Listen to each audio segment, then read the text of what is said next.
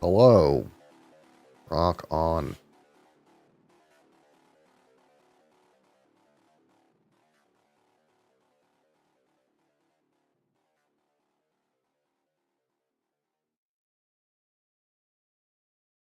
What's up?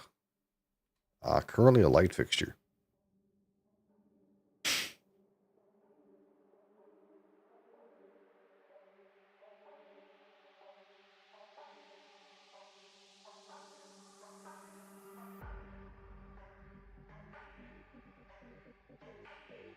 Um, um,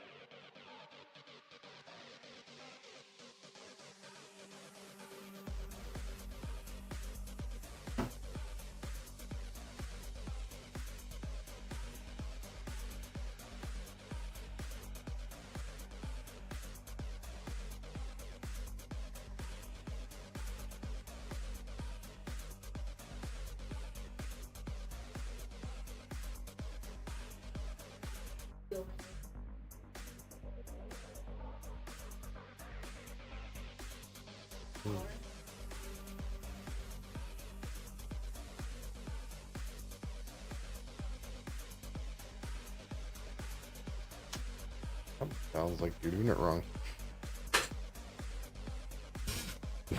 No, that's different than the instructions. That's wrong. Why? Here's the thing. Why make it so big if you're only supposed to take half the scoop? Why not make the scoop size half the size it is? It's not for me to answer. Normal people see the scoop and go, oh yeah, no scoop, because that must be the measurement. That's not for me to answer. It's just they told you you're only supposed to use half. Well, that would have meant I'd have to have read the label. Yeah, most people would read the label. I'm not gonna read the fucking label. You're gonna see that it's pre-workout. It tastes like fucking sour raspberry or something. I'm gonna drink it. I'm gonna use the pre-measured. Maybe soup. this is a learning experience as to when you take something that is a body supplement, you should read the label. Both of us not. It is a learning experience, though. Okay, we don't know why nothing. That's a you issue. Other than I got heart palpitations. Yeah, that's a you issue. You gotta learn. No. Right. Street Smirkers. Hi. For some reason, I thought your name was Street Strikers.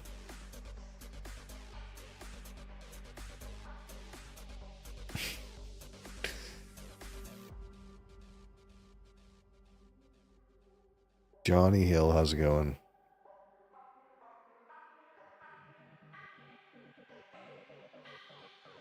Holy frig.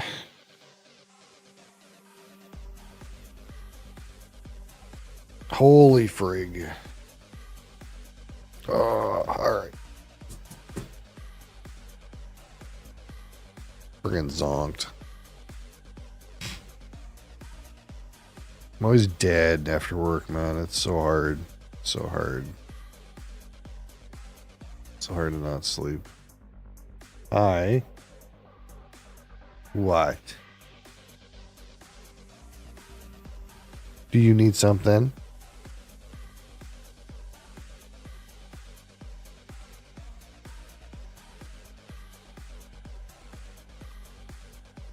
My goodness. What?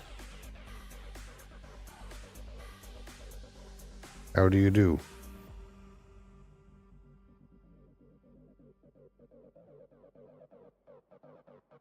Excuse me, Miss Sheds a lot.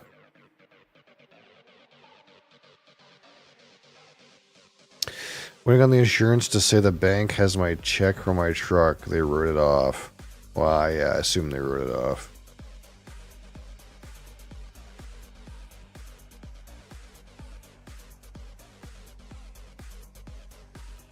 I think you were saying it was old enough that it like wasn't even worth trying to fix, probably. What are you getting into? Are you drinking my Monster again?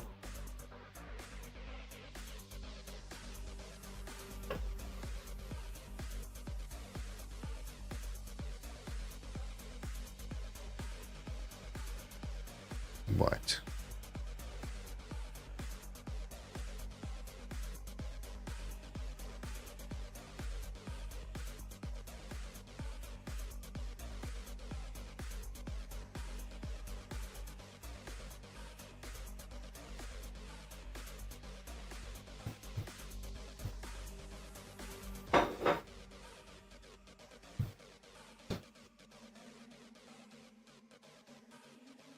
Now it's full of Adria. Well, I think this one's pretty good. I think, the consensus is this one's pretty good, so at least we'll have that going for us today, right?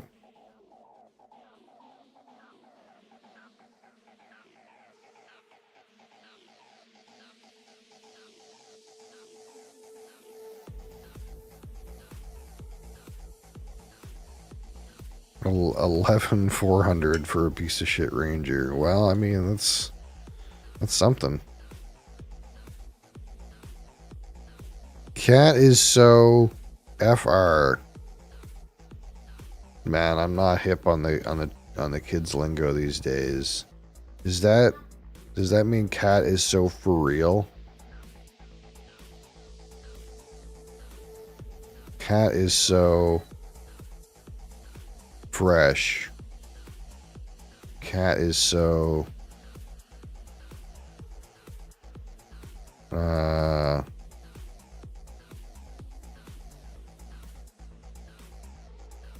don't know. This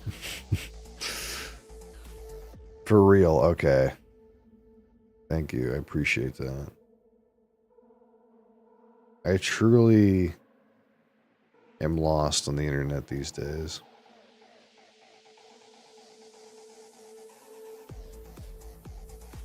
Well, what should we do with you, Adriana? You just gonna chill there?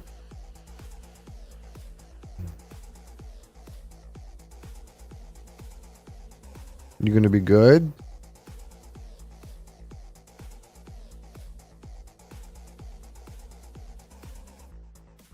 Maybe.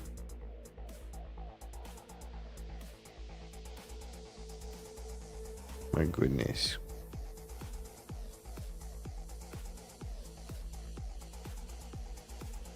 Shove on your butt. Yep. My stepkids say some odd lingo, and I'm like, "What? We speak English here." So, well, it's just one of those weird things where, like, you know, I'm a millennial. I grew up with the internet.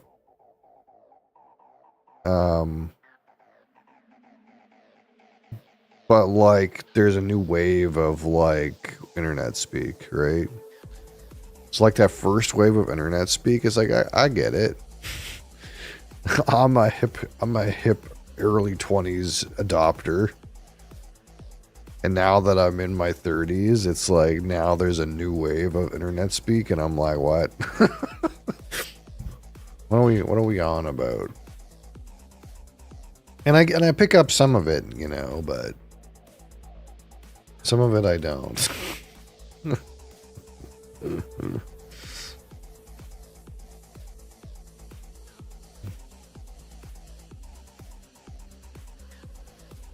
All right, yeah. So we pulled a well-known good one out of the hat today, I suppose. The Monster Punch Mango Loco. A lot of people seem to like this one. But you know, we'll really put it to the thumb screws, you know. I think that's what I gotta do now that I'm thinking of it. I gotta like when youngins I'm not even that old really, but when youngins come in with their hot new words, the new brain rot is terrible. Yeah, when they're with their brain rot. I gotta counter with some like old words that people don't use anymore, like thumb screws.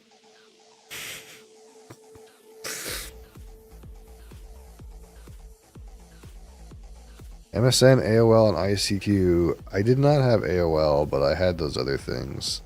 Although I can't imagine I had very many people use ICQ.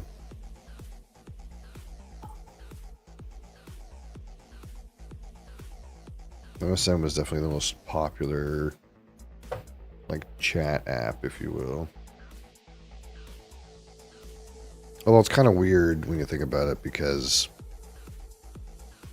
these days, like, messaging people on the internet is just a byproduct of you doing something else on your computer.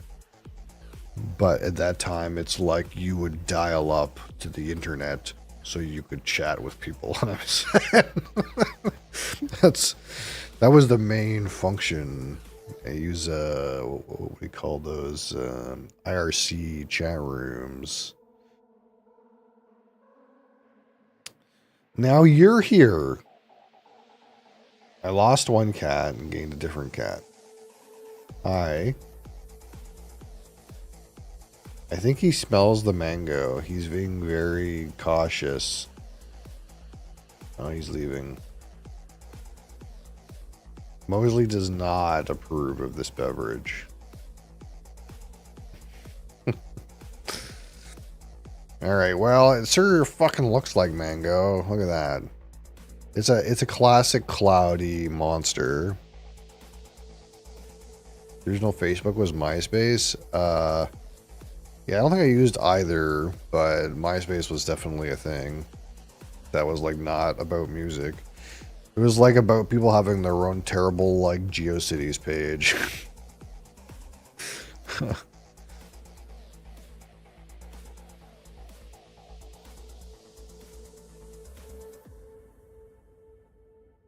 All right. See what we got going on here.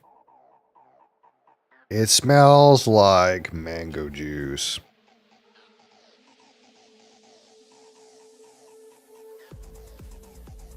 Like straight on fresh.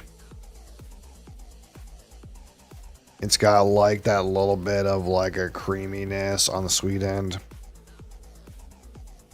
And it's got a little bit of that green, kind of green vegetal character on the other end.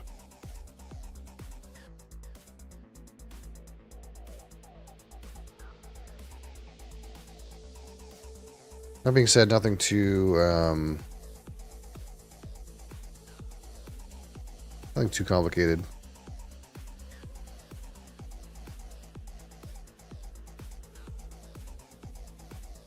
Does this have actual mango stuff in it? It's not like, oh yeah, mango juice from concentrate, guava puree. No wonder this seems like it's real. It is actually real stuff. Apple juice concentrate, pineapple syrup, pineapple juice concentrate, apricot puree, orange juice concentrate, peach puree, lemon juice, passion fruit juice concentrate. These are all ingredients here. Part of the reason I'm asking is because there is actually some, you can't really see it very well on camera, but I can see it. There's actually some like pulp or something in here.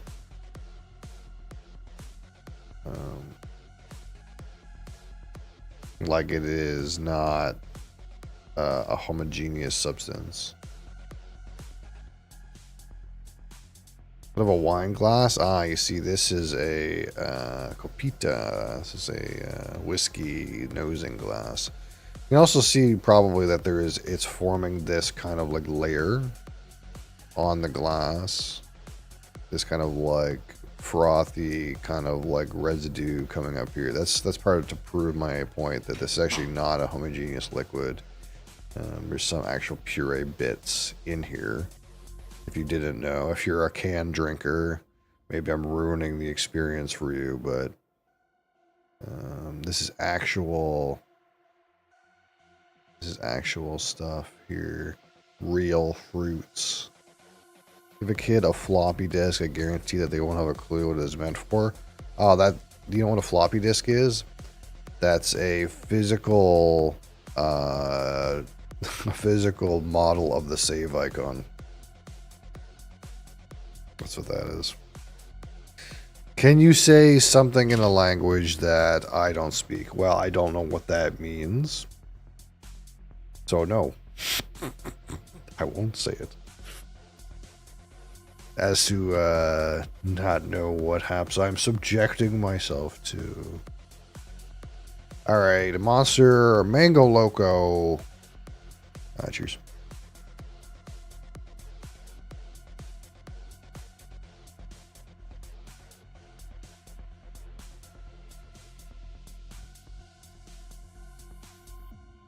Yeah, see, it tastes like juice, man.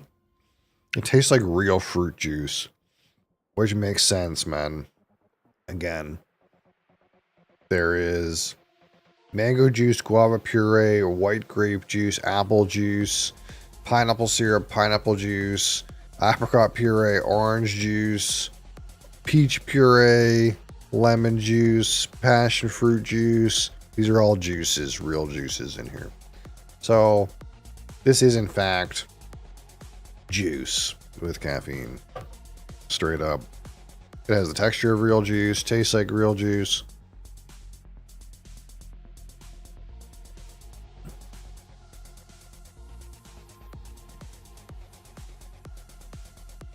Has real fruit juice sweetness. Does this have straight up added sugar?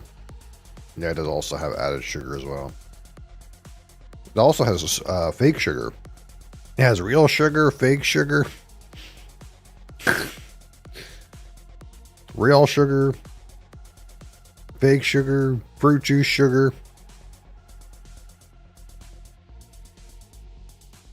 And of course, all your favorite energy cocktail items. But yeah, there is actually some sucralose in this. So the fact that the whole thing is like real sugar and fruit juice sugar wasn't good enough. They also put fake sugar in here too. This is a lot of sugar.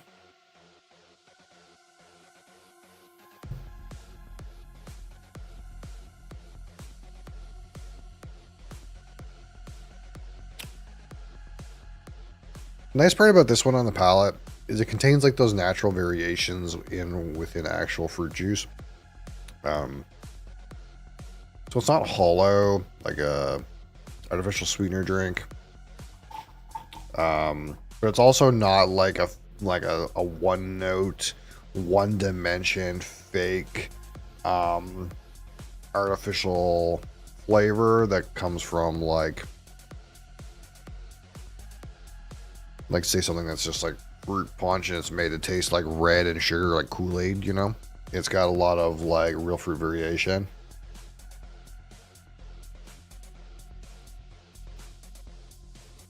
Again, like the range here, you get like that creaminess on the sweet end, and then like that vegetal green component on the north end, with several like shades. The best way to describe it is like, yeah, it all kind of like smells and tastes like a fruit juice, but it's like in 3D because it's kind of been given so many different kinds of juice, right?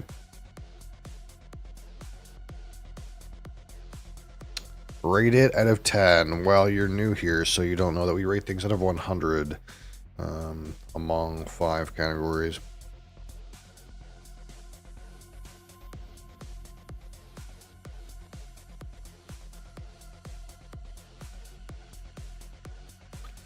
So I'll rate this out of 100. 25 for aroma, 25 for palate, 25 for finish, 10 for texture, and 15 for my personal subjective opinion.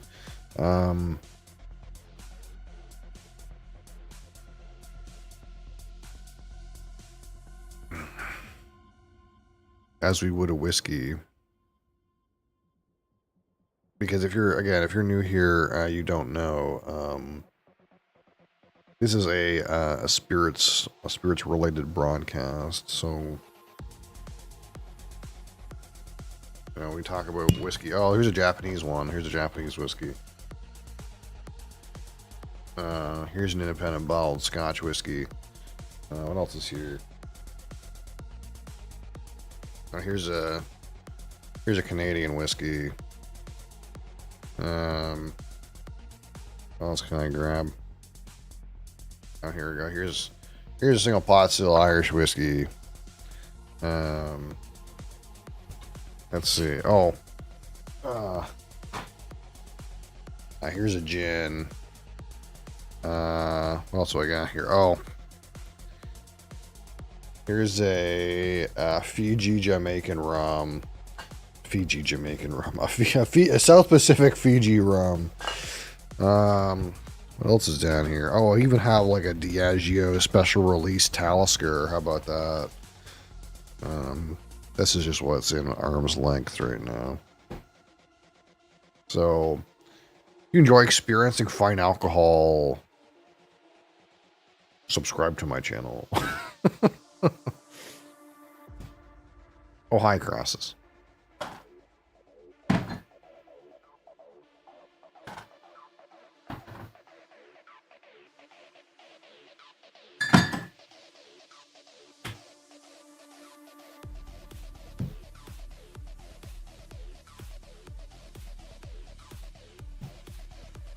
But for right now, we have simply to rate the Monster Mango Loco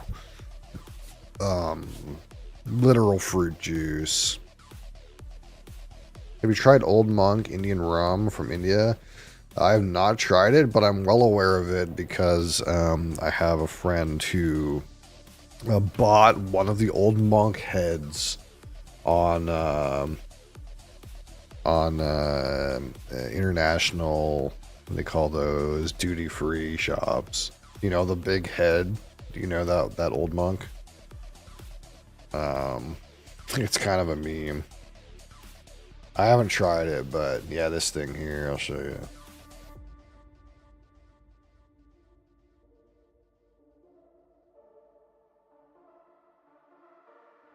This thing here.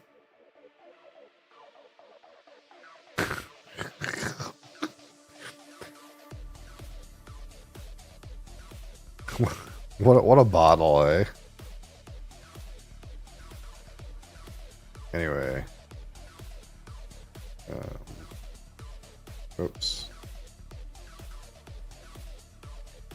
So I'm aware of it, but I haven't tried it. As far as I know, it's not that good, really. But it's a cheap Indian rum.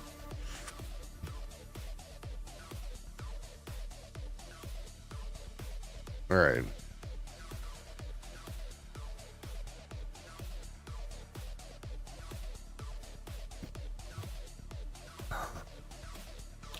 So at 25, the rum is really not that intense. It has a good variation, a good like depth to it, but not a generic complexity.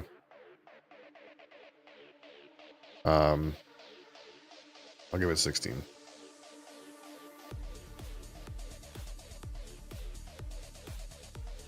All right, and palate at 25.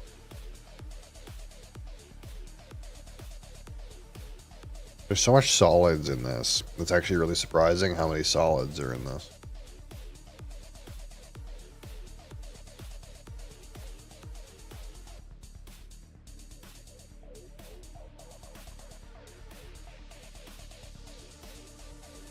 You're gonna go for a bit? All right.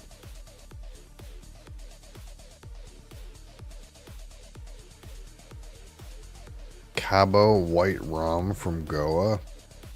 I've never heard of this. The problem with getting alcohol that is not imported through the agencies in Canada is it's pretty much impossible to get. Like I cannot import rum. It has to come. It has to come through the liquor control boards and so on. Like the only Cabo that I see is Cabo rum liqueur. It's a coconut liqueur, which is not rum. It's white rum with coconut flavor in it. So I don't know if that's what you mean. But it's technically not rum, it's a coconut liqueur. That's the one. Yeah.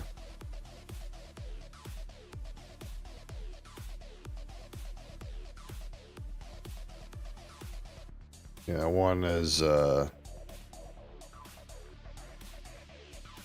maybe available in the United States, I'm not sure, but I don't see it available in Canada.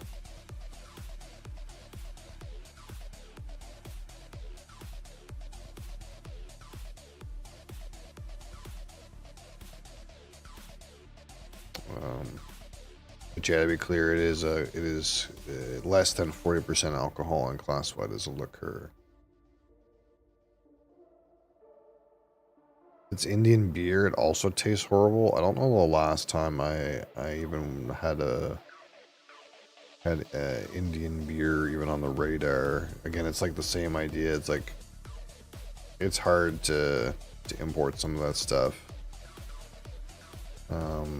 You taste horrible. Wow, Crassus.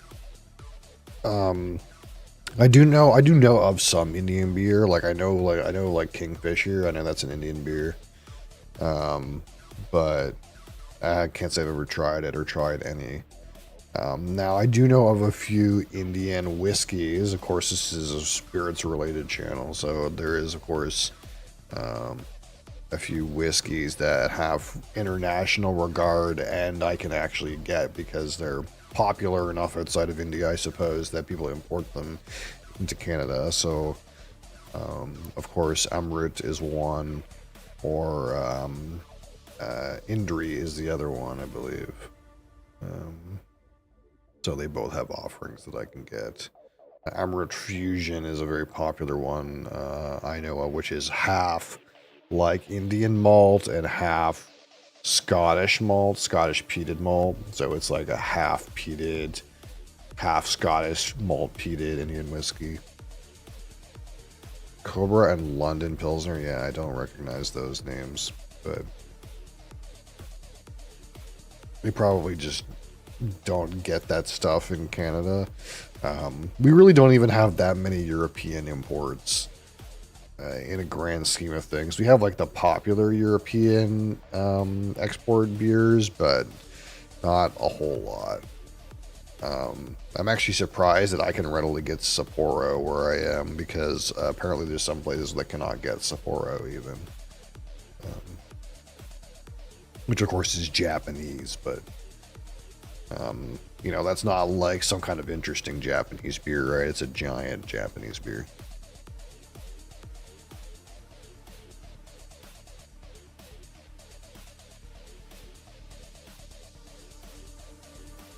You have to taste the artificial sweetness.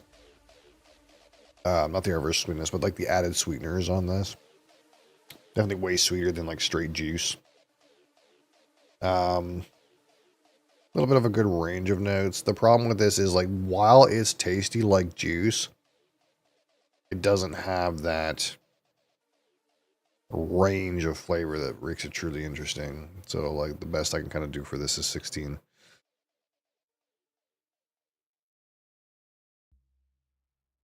I do like the depth of it. I like that, like, the flavors are kind of in 3D, but again, it's lacking dimension, not depth, but dimension. Or, is that the way to say it? It has depth and dimension, but it's lacking complexity. It's lacking breadth. Alright, and the finish at a 25.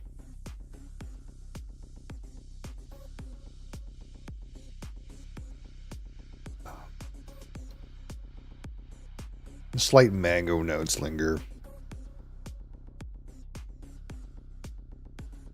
I miss bread. I wish. But no, I don't miss bread.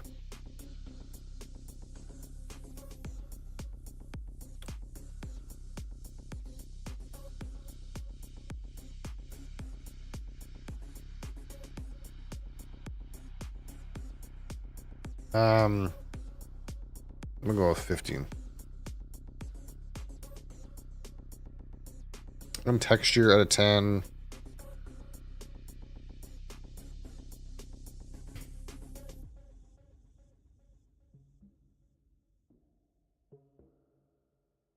Carbonation is light, but it works for this. There's a little bit on the sticky end, though. Give it a 4. Alright, a 15. My personal subjective opinion of this Monster Punch Mango Loco. It's pretty good. It does taste like real juice with added sugar. There's a good sparkling element that kind of like boosts it a little bit. The one issue I have with this in particular is, again, there's lots of fruits in there, lots of different juices, but you can't really detect those different fruits separate from each other. It kind of just adds like depth and dimension to the one kind of like tropical-ish fruit character. Which means that, like, there's not really a whole lot of interesting things to kind of like try to tease out of this, you know. It kind of tastes like a natural product in some ways. It does taste like juice. It doesn't taste like, you know, a one note Kool-Aid type of drink. So in that way, it's kind of like a little bit different, but it's still lacking like anything interesting about it. It is just a kind of a solid line flavor. So while, and to be honest, it's not my favorite flavor profile for me personally. It's not bad. I've bought these, I think, just to try a few times, but they've never been like my repeat go-to. They're not my favorite monster. But they're better than like the regular Monster. That being said, the thing about the regular Monster is it had a weird set of interesting kind of flavors to tease out of it, and this doesn't have that. It's just mango.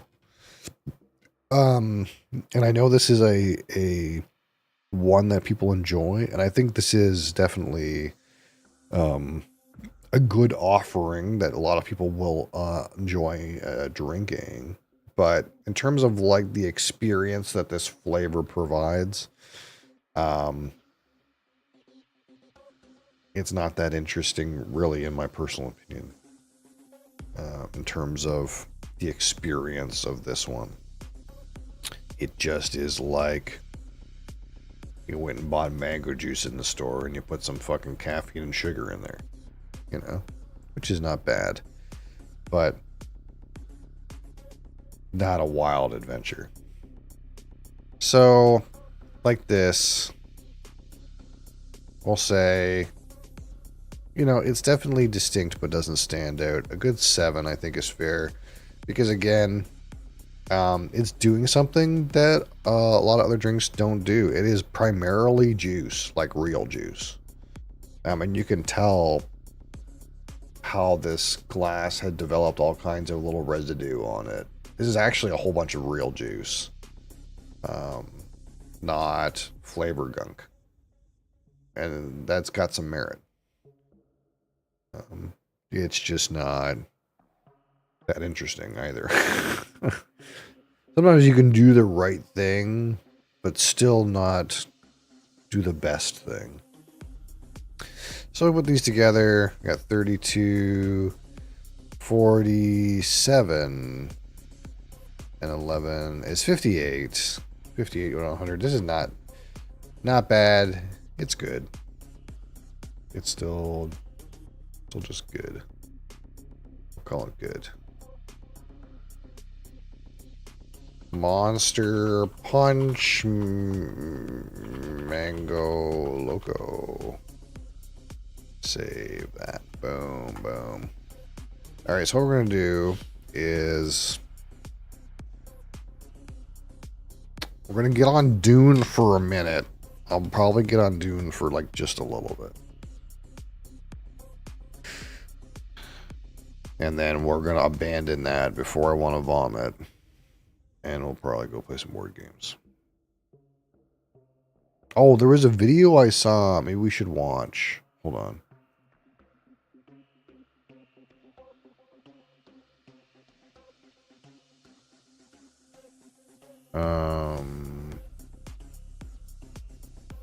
New game picking time. Probably not.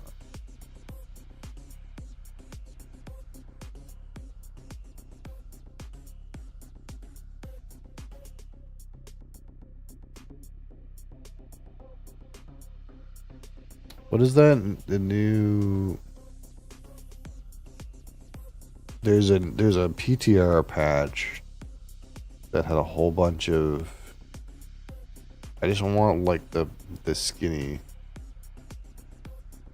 about the new features. I saw a thumbnail that was like Dune features blah blah blah, and it said some of them. And now I lost the video.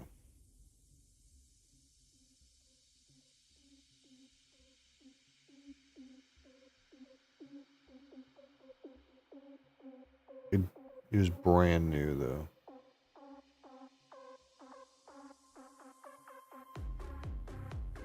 Is it this one?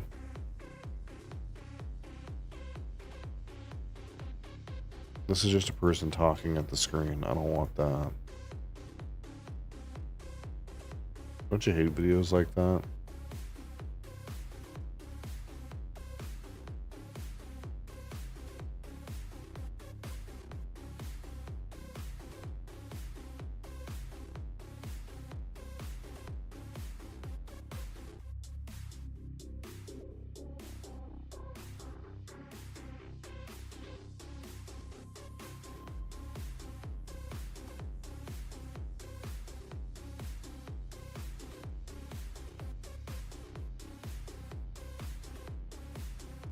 It was 10 minutes long, but I don't know if I want to watch all of that.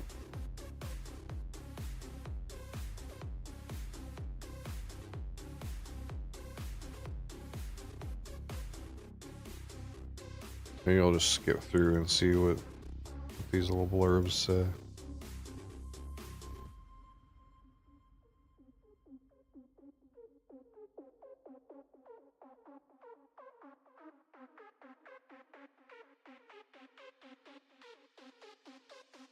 Static companion.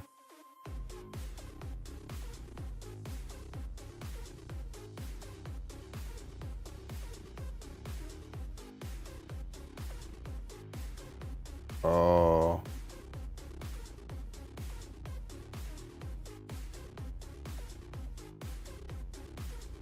Huh. Is this all on the... Hold on.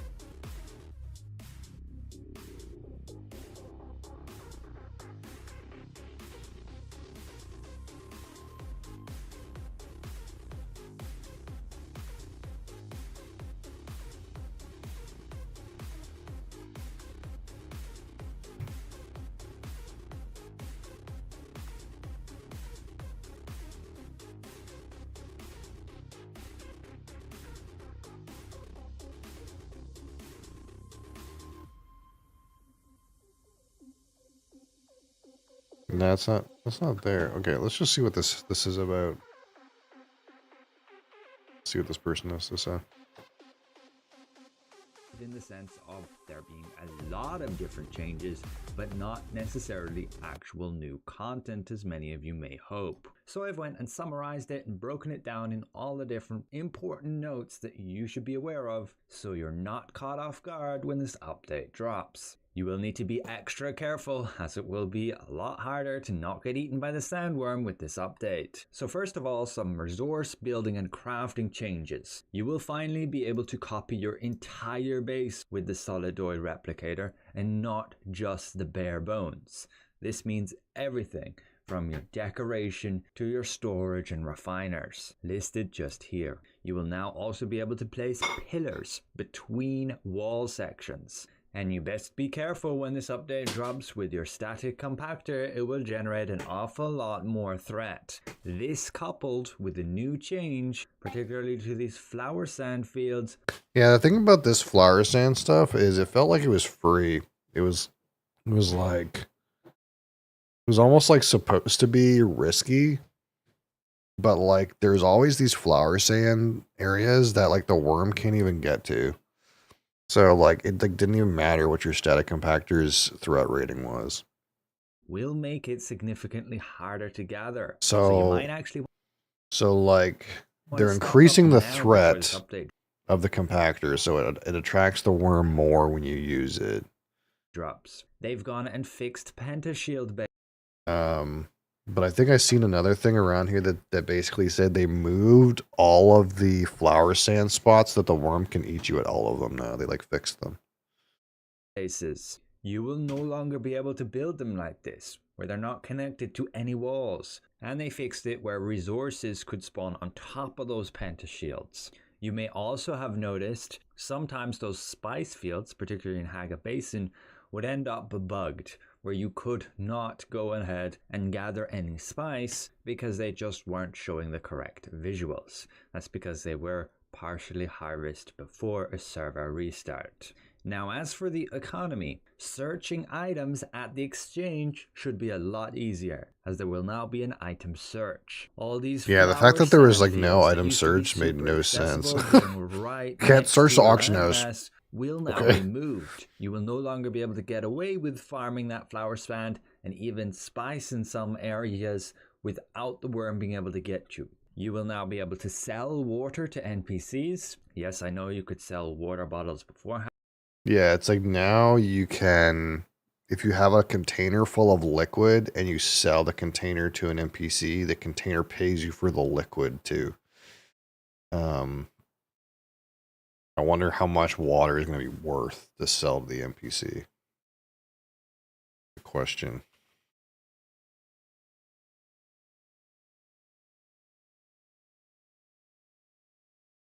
But the water actually had no value within it. Now it will. They removed Solari drops from the deep desert, so you'll have to do your farming for Solari somewhere else. Rockets and missiles will now become a lot heavier. Instead of being 0.05 V per rocket and missile, they'll be 0.2, which means they'll be 4 times heavier. A full stack will take up 50 of your inventory space. Additionally, they have significantly increased the cost. To craft them, you will now need 4 duraluminum instead of just 1. They have, however, reduced the cost of a lot of items you can buy from vendors and increased, oddly, plastone. That means actually getting rockets and missiles is a ton cheaper, from 4,000 to 200, from 2,300 to 100. You can buy lubricant if you want for far cheaper, along with radiation pills and even spiced fuel cells, applicable for the spiced powered generator if you're using that. They will be adding a new sand interesting. applicable for So, if you want for. Part of the reason why the base that I have is built entirely on those like little shit generators is because the lubricants for the bigger generators is like not worth the time and the pain in the ass to make. I wonder if like reducing the cost of the lubricant from the vendor to like literal peanuts, if that makes those other generators worth using or not. They didn't change the resources required to make the lubricants yourself though. It's very strange. Far cheaper, along with radiation pills and even spiced fuel cells, applicable for the spiced powered generator. But I guess since they made it so stuff in deep desert doesn't draw money anymore, I think most people got their money from like selling like gear to vendors that they made though. I don't know. If you're using that. They will be adding a new sandbike variant and some new decorations. Should be available at the vendors, so something to look forward to. Now, as for combat and skills, there was a bunch of balance adjustments. They're changing the max effect of center of mass to be minus 25% headshot damage. This is a nerf. But on the flip side, on the Mentat skill tree, they're adjusting marksman, so now it will no longer have a negative body damage reduction. I mean, it was only minus 3%, but that's nice to see it removed. As for the rerouting passive, no real change at max level, but on the lower levels, it will give you a little bit more bonus. 3%, 6% instead of 2.5 and 5. Okay, that's, and I have tested, it does work, despite others saying it may not. You will want to record your screen. Simply use like a cutter ray. Get to 0 and then time how long it takes you to refill back to full.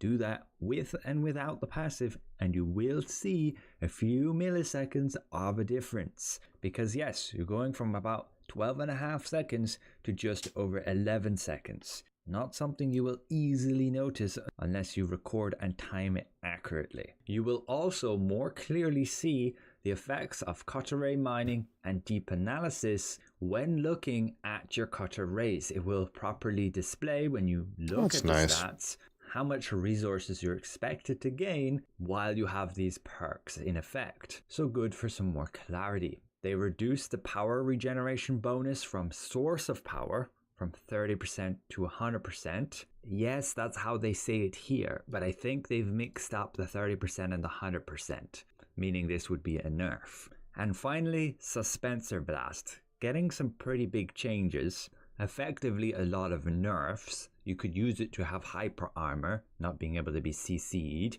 while channeling it for the entire duration.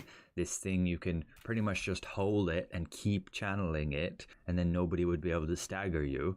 Now it will only give you that hyper armor for the first second. Your stamina and power regen will be blocked while channeling. And if you cancel, you'll get the full cooldown instead of just 2.5 seconds like right now. So yeah, all round nerfs. Then we have a look at the new vehicle changes. So vehicle collision is finally getting addressed. You will no longer have players being able to swarm other vehicles to push them like down into the sands. People were doing that against carriers with their scouts. Yeah, I seen a thing where like people, what they would do is they would find someone like gathering spice And then they would like try to land on top of their helicopter so that when they tried to get into their helicopter and run away, they would like get stuck on the ground because they couldn't go up. And then they would like get eaten by the worm because the guy would fly away. Even It in was like a PvE grief, area, even in a vie PvE with area, each it other's was like a grief ornithopters tactic. and, yeah, push you down into the ground and have the worm eat you. So Yeah. this should finally address that, where you will experience a knockback effect when you collide with another vehicle. Additionally, some nice deterioration rate decreases, halving that for the scouts, meaning your wings will take far longer before they actually need to be repaired. The assault gets that improvement too, but only by 30%, and the carrier is getting a boost to its speed by 20%. It's dragonfly speed. I assume that means when you're, yes, just flying around, when you're carrying a payload, you can't go into vulture mode, so it should be very useful. They've also made it so assaults and carriers, while they use a booster while gliding, will actually gain a max speed boost, just like they done to the scout a few weeks ago. And finally, excellent fix. Your ornithopter, and other vehicles for that matter, should no longer get stuck when the worm is roaming nearby. These changes are listed here, you can see all of them, and overall pretty good. Just be aware, with the change to assaults and the boosters, the thrusters, allowing them to increase their max speed in vulture mode, means an assault with rockets is going to be a lot more of a threat. On a scout, it doesn't change because you can't run rockets as well as the booster, but here on the assault you can. Currently, it does not give you a speed boost when you use the thruster. With this update, it will. So assaults will become quite a bit more threatening. And it also becomes even more viable to run an assault with storage rather than your scout with storage going into the deep desert. But now we go to world building and exploration, particularly notable with the sandworm. If you collide with any part of it, it will result in death and vehicle destruction. You will die. I assume what this does is changes it so people can't mess around with the worm, potentially bugging him out, and overall just making it a bit more threatening. Yeah, there's a video where a guy like baited the worm and then like used some propulsor suspensor stuff to like jump on its back and just ride it around. Apparently if you just touch the worm now you'll die. You can't ride the worm like that anymore. You won't be able to get away with as much messing around. They will of course have to change that if we're going to get worm riding. And finally, sandworms, while out in the deep desert, will have a 50% chance to have a much shorter breach animation. What this means is they'll be a lot quicker before they come and get you. So yeah, be careful of that. 50% chance to use a shorter breach version. Interface Wow. changes. They will be adding a search function to your crafters rather than needing to switch between all these. Yeah, that's tabs, good. And you will be able to, yes, deposit all blood and deposit all water, giving you a much easier time to actually transport water, whether that's between bases or you're buying and selling it. And then server restart notifications. So when the server is going to go down, that notification will remain there for the last few minutes, so you won't be caught off guard just because you say we're tabbed out at that moment. But that's about it for all of the important things that are changing with this new update upcoming. You can of course read through the entire thing. That's not that much.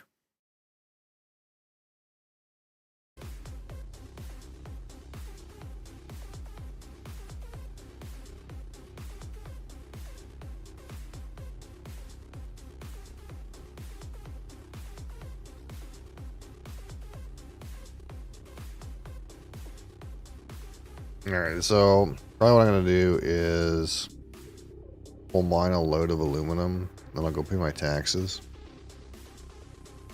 and then that'll probably be it. Because I don't want to, like, bomb it, but I just want to, like, get on for a little bit and make sure I'm, like,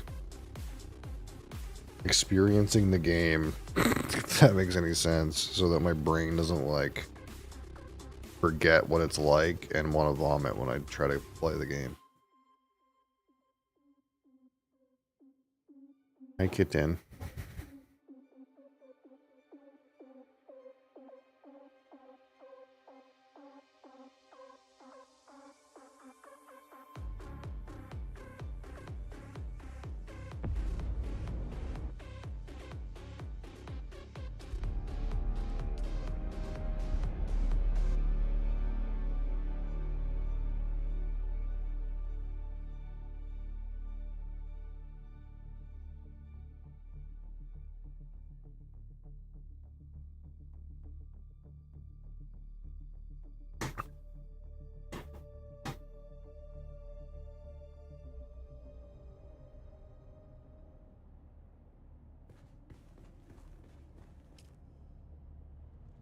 Water capacity very full. I'd like to get these idiots, like, going now before I consume a bunch of water to make aluminum. Let's see if it'll allow me to put these in. I think it will. Despite the fact that I don't have enough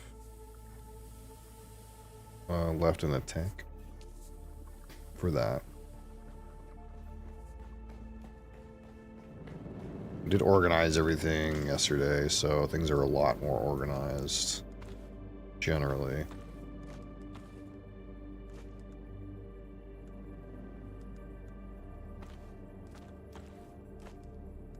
Whole stack of this, eh?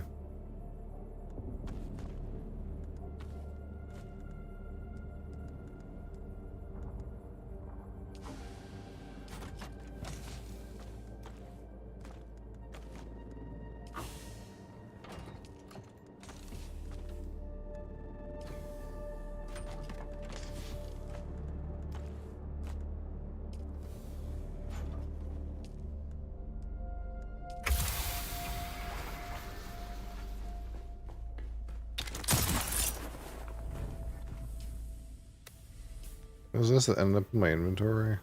Aluminum ore.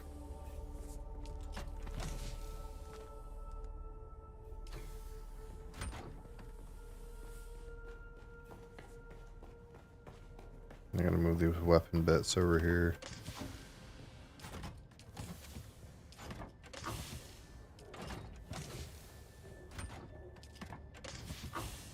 Batteries. Oh, that's right, I do need to do a battery run as well.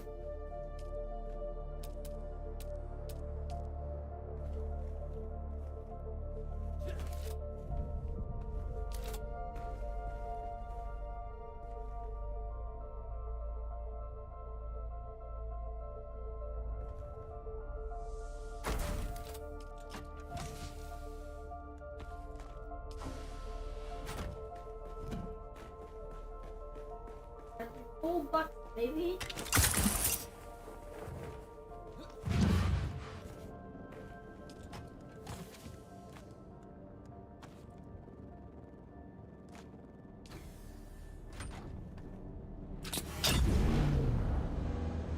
Alright, so we'll go do a load of aluminum. And if I can stand it, maybe we'll do a load of batteries too.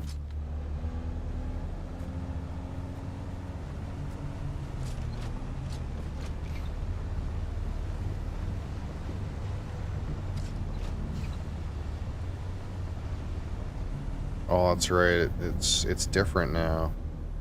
Fuck. See, before, all three of the rocks here were aluminum. Now none of them are. So the red's going to be a little different.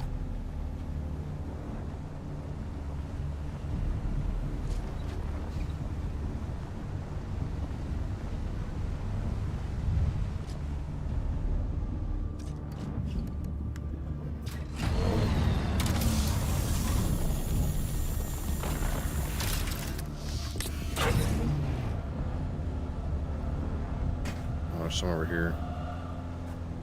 Is that a sandstorm? It's randomly here? I guess it's kind of on over top of me. That's why it didn't warn me. It's over there. It's gonna like go by right in front of me.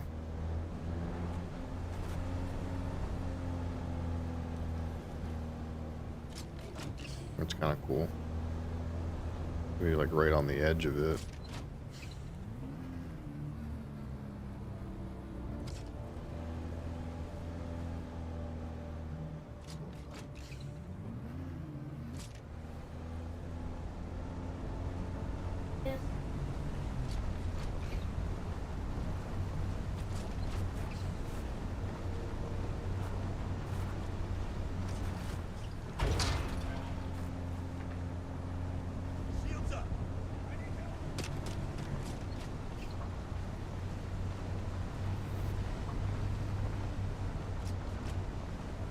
And we got a shaft for like aluminum rocks in this, on this storm rotation. No, this stuff's aluminum. It's all fucking basalt.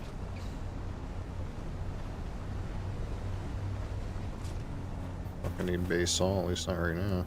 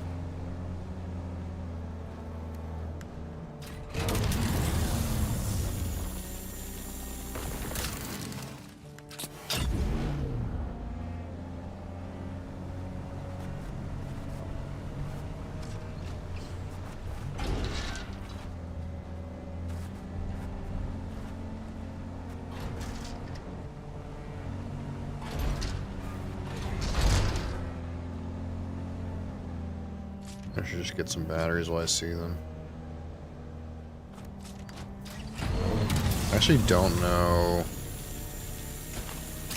like, how I would do a battery run, because I actually don't know where, like, the biggest concentration of batteries is. I feel like they're, like, down near the start, like, not near me. Like, there's all kinds of batteries in, like, the first couple of zones. There's not so many batteries up here. It's probably the kind of thing I'll just like keep doing what I was doing before. Like when I see batteries, we'll collect them, and it should be like more than enough. I know I'm like low on batteries right now, but I think I already have 1,000 batteries. Like that one battery thing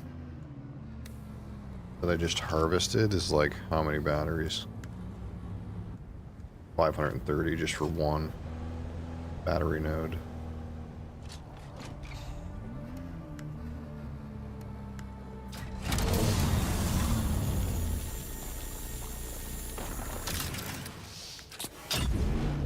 Here's another one.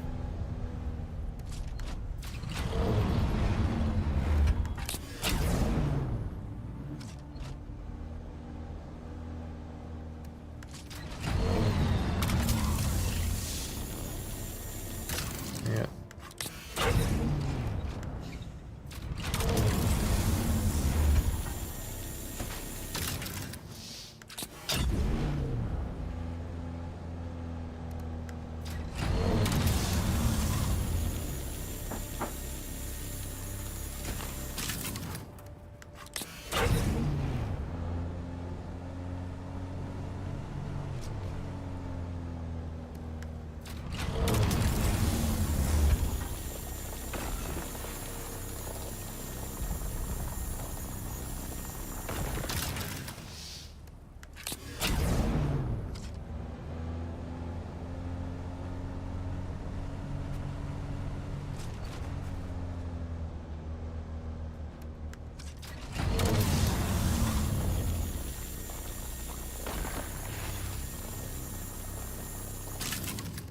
Oh, I was hitting it.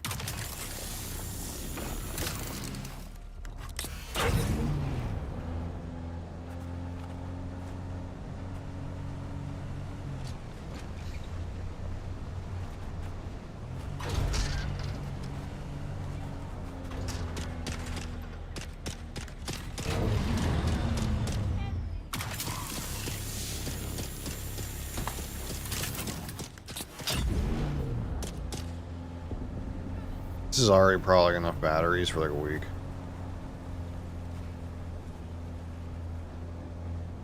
I wonder what to run your ass over, you dumb cunt. Was that not a roadkill? There.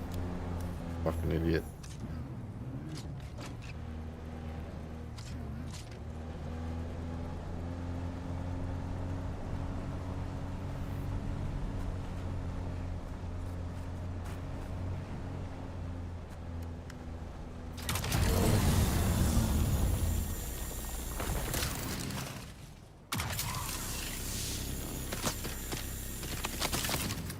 Excuse me? Can I help you? Huh?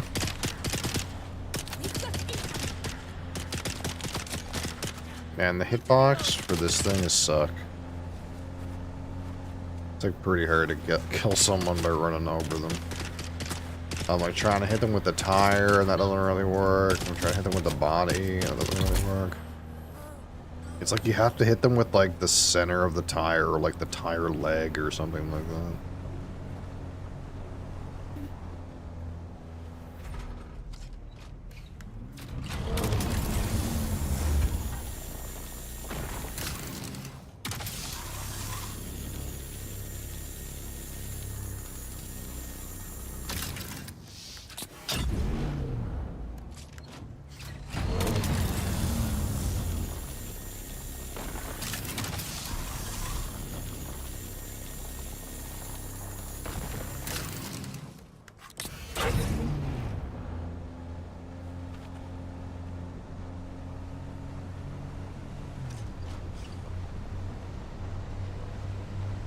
Whose fucking base is this up here?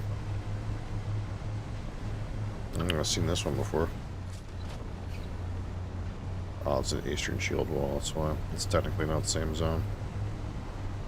Look at that fucking weird ass thing.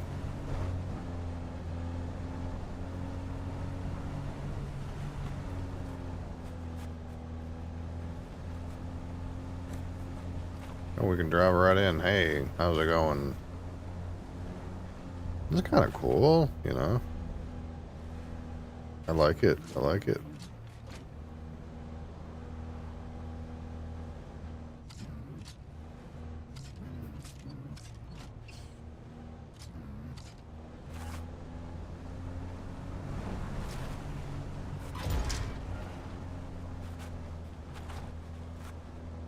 Yeah, I like this guy's base.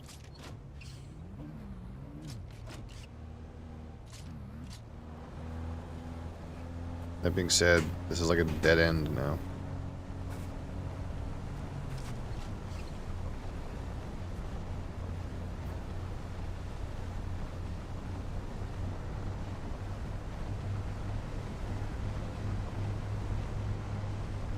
How's my inventory going? Yeah, mostly full already. Got a lot of batteries though.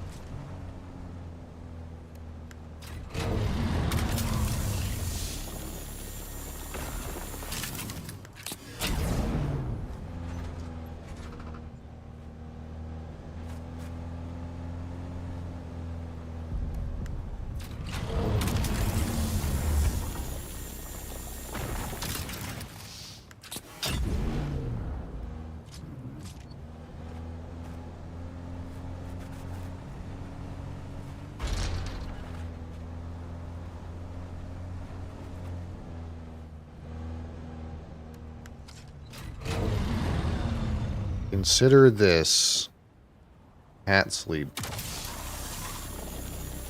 I'm okay right now.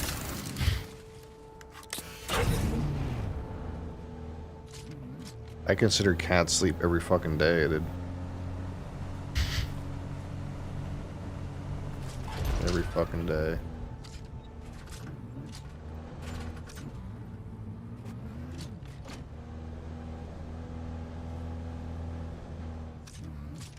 It would be better if I just didn't have to go to work. Anyone got an outlet for that? Not working, but still receiving money. How do?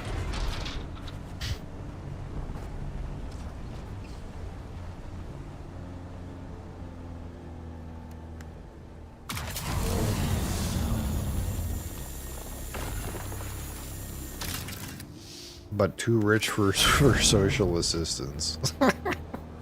Too rich for welfare.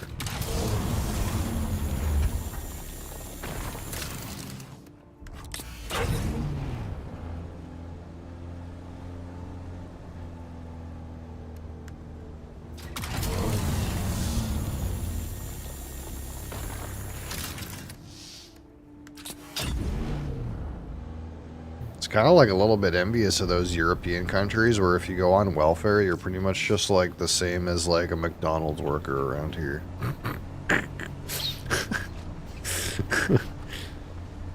You know, not bad.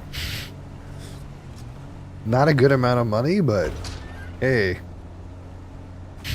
not working is good.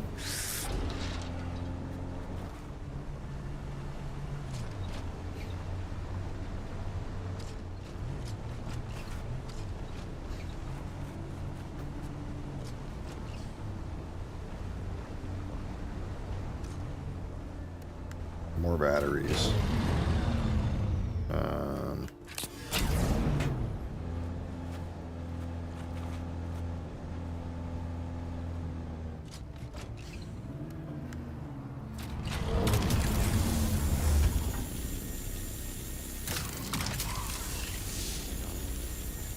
Inventory is full.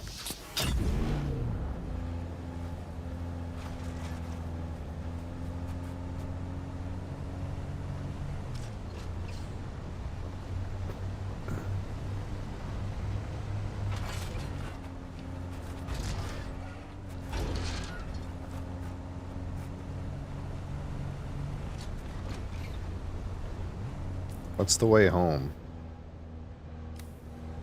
Can I get home this way? I think so.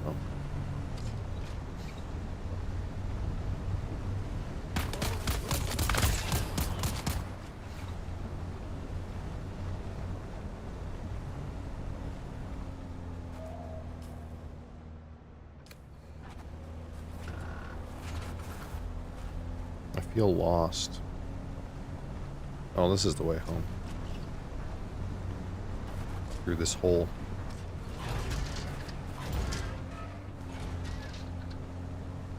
There's aluminum in here. How did I not come this way the first time?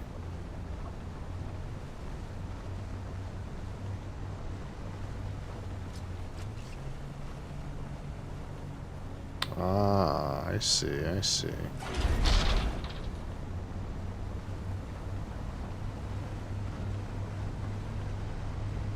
I went out that way, and then instead of this way. Let's fuel up.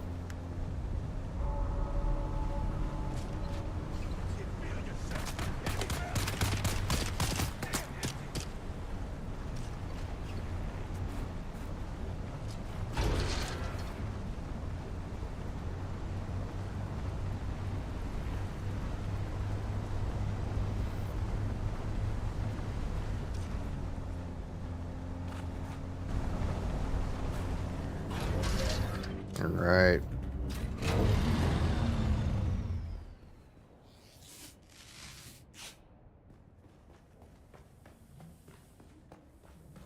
We dump the ore in here.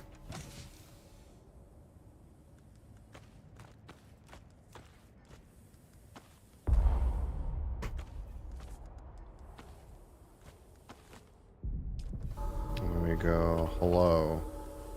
Make me ingot. Here's a bunch of my water. Dump more ore. Hello. Make me more ingot. And then we'll dump the batteries down here in the battery box. Wrong box. Where is batteries? Man, I suck at this. Oh, is it around the corner? Here it is.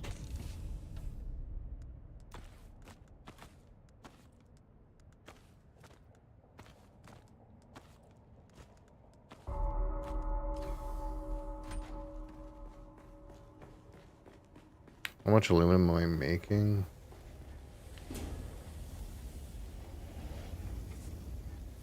How am I making steel? No, don't make steel. Make aluminum. This is only half a stack.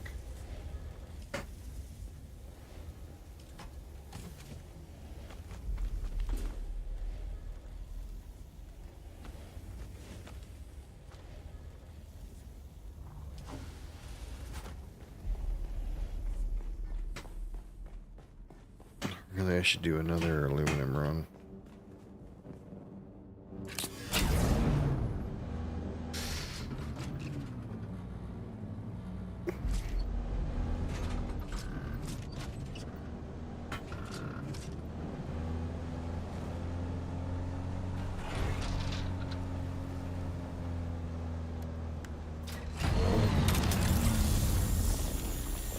This isn't so bad. Driving the car around and clicking on rocks doesn't seem so bad. It's when I had to like do that action gameplay where I had to murder those guys. That's really what tilted me off.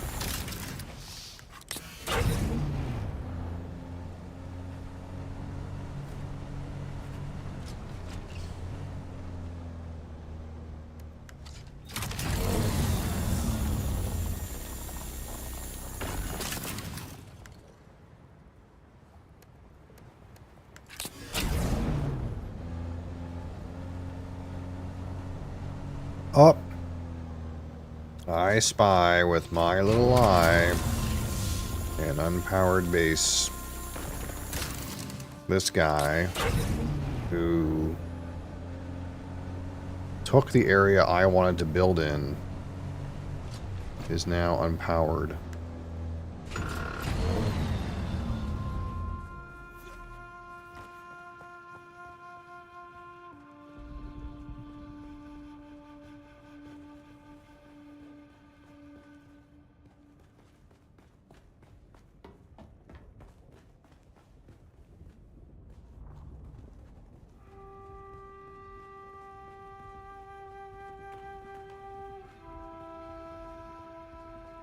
Where's his fucking thingamabob?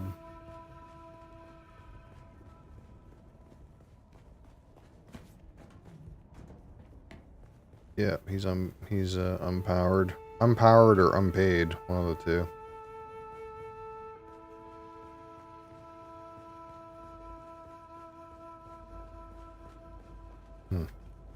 Wonder how long it'll take for this building to decompose.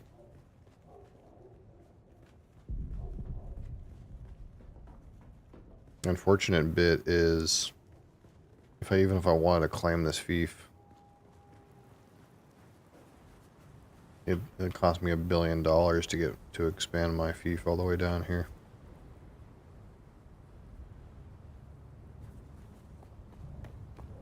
I have the area on top of him though. Like I have this like ledge, see? Like my fief does like lord over his.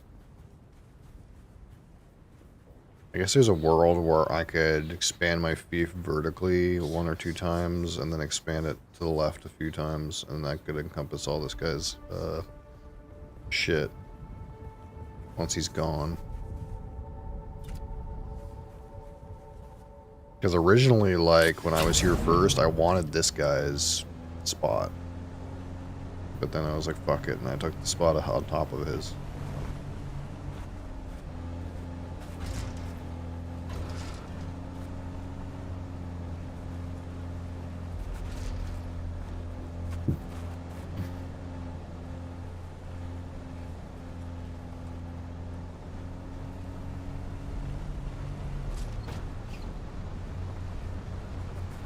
Whoa, whoa, whoa.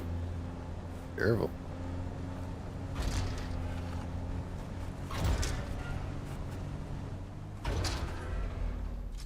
I might get the last laugh after all. Something about paying the taxes for it, though. Realistically, like, my current tax bill is only 14K, which is not that much. But I wonder, like, how expensive it gets.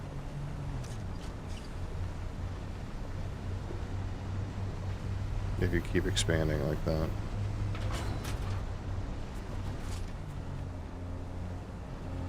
I'm down for having a giant citadel, but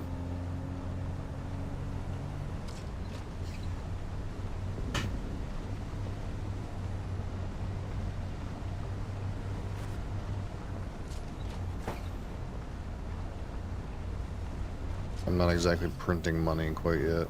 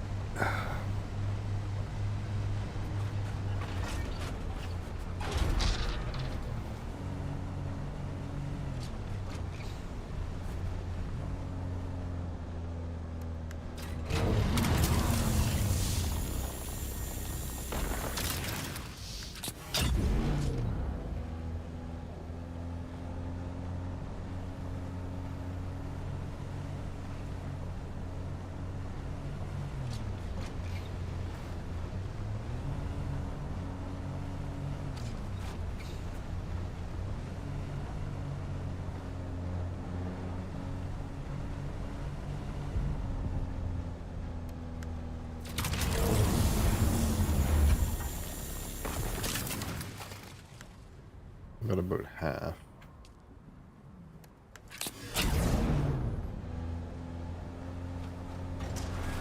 Oh, this is a facility.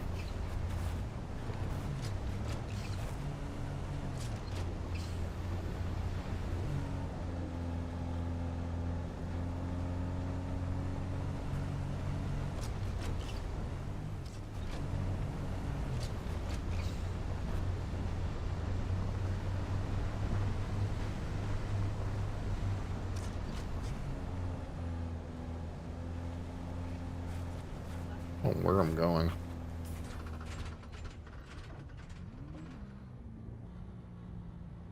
I guess I'm like off this way.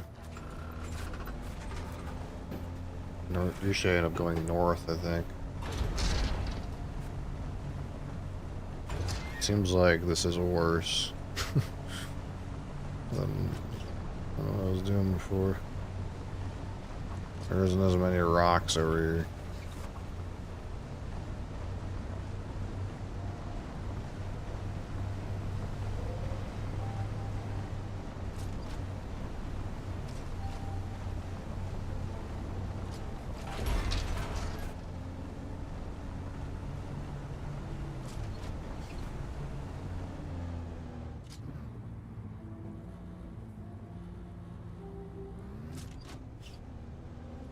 There's huge base over there. Fucking huge. Well, I guess we'll just turn around.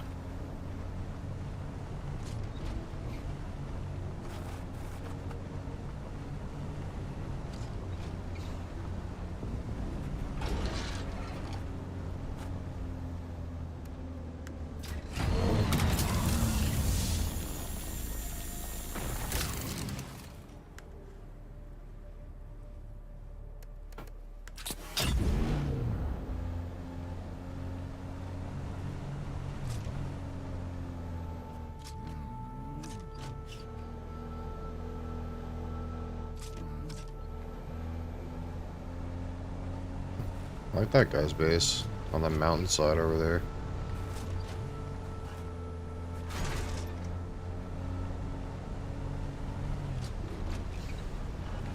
I was about to say that the only problem is there's no ground access, but I think he vertically extended his fief to make that little ground fortress. So he's got like that little ground fortress, and then like the rest of it is like in the sky. My problem is there's like no good way to get from like the top to the bottom other than just like jumping. And then once you're at the bottom, it's like, how do you get up to the top? You'd have to... It's just annoying. It's a cool looking base, but it looks like it's annoying to actually play with. I'm kind of like trying to figure out that problem already for myself. Like if I have a lot of stuff at the top of the rock base, how do I go from the top to the bottom without it feeling jank?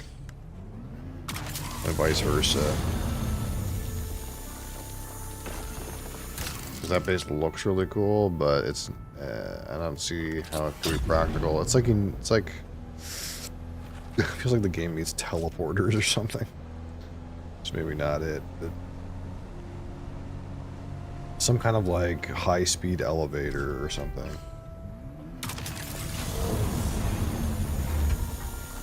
Make bases like that more practical. This guy's got a fucking tenement over here. Giant.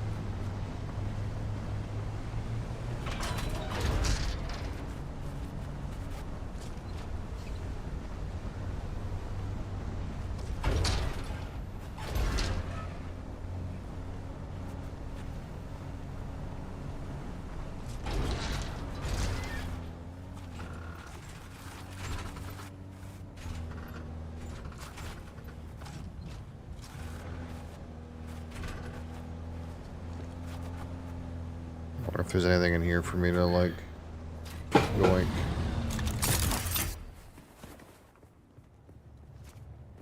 No, of course not. This thing is still intact.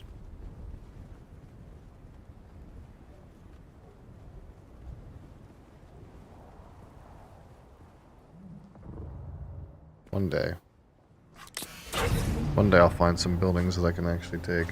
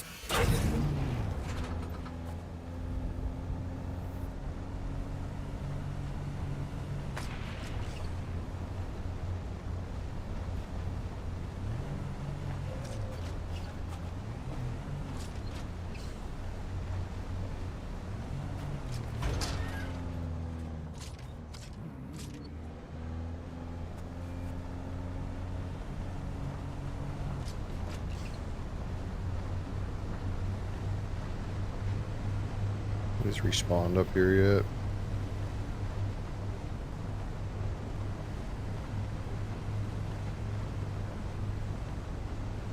Not quite.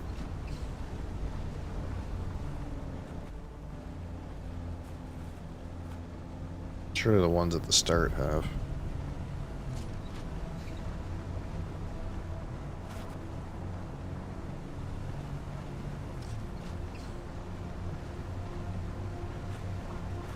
Oh, this one's here.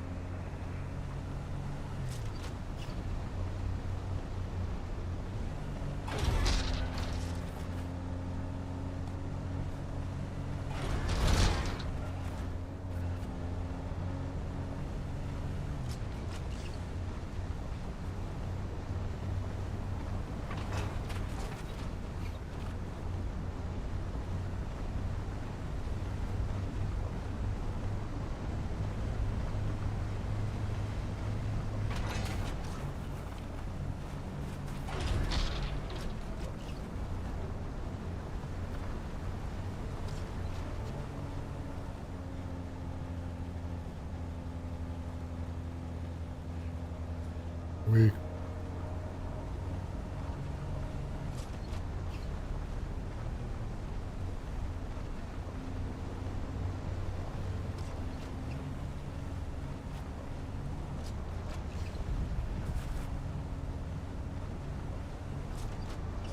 And the ones at the start aren't respawned yet? Okay. Whatever. I'll just deposit what I got.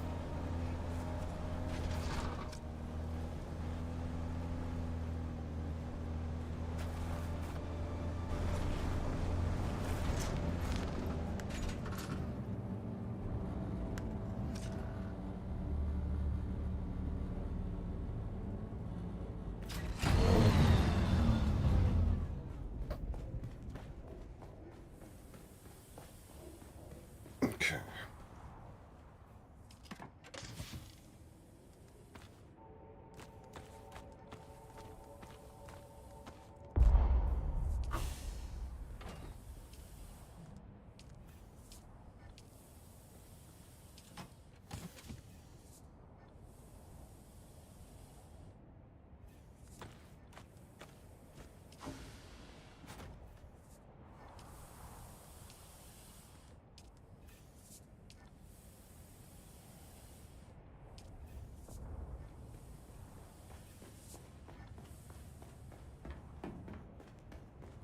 Bring my cash.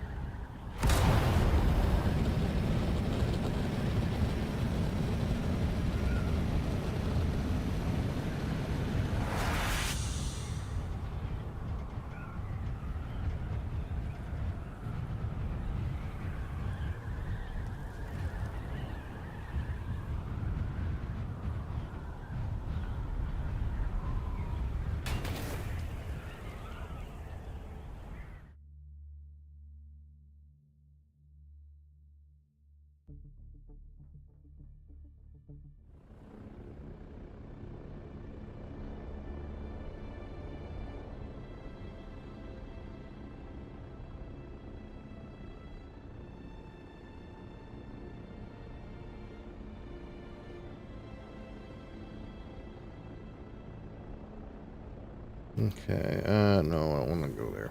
No.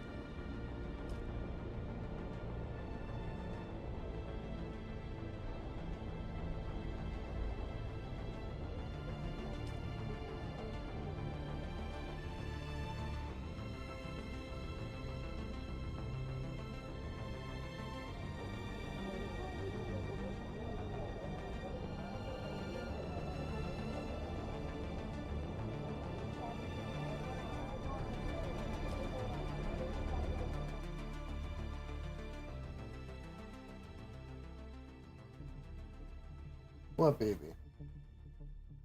Kitten.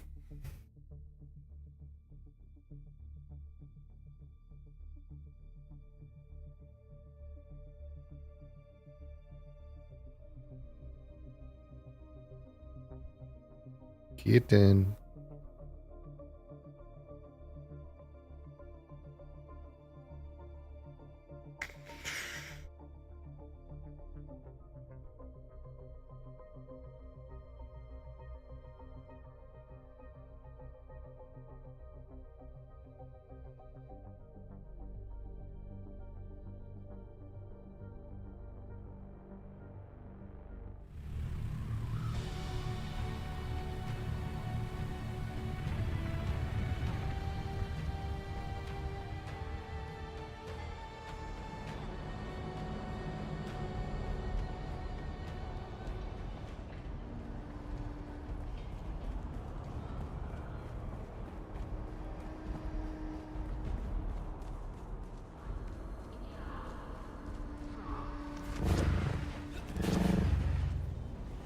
Welcome.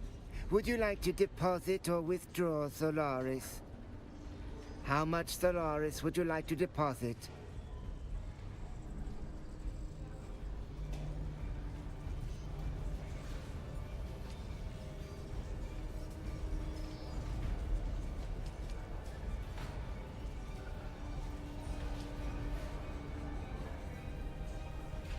Focused buggy cut array Mark 5.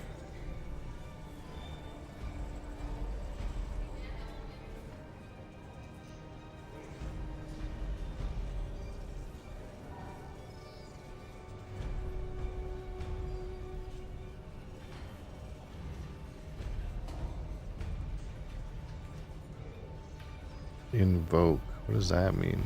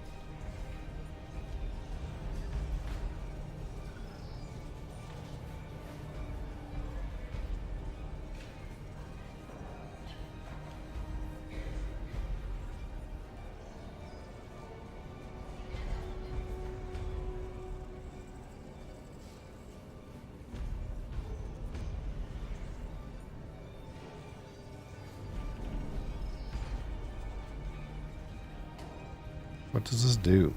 Invoke.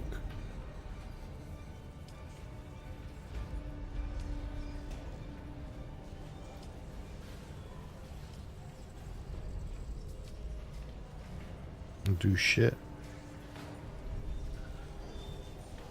Well, as nice as this laser is,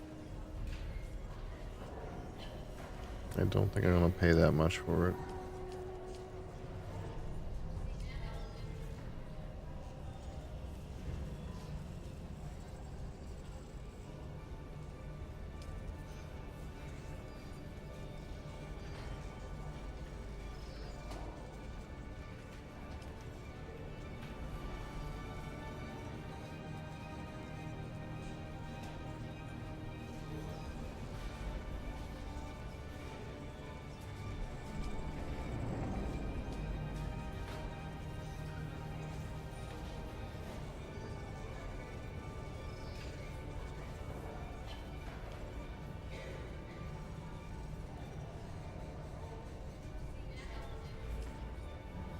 Okay.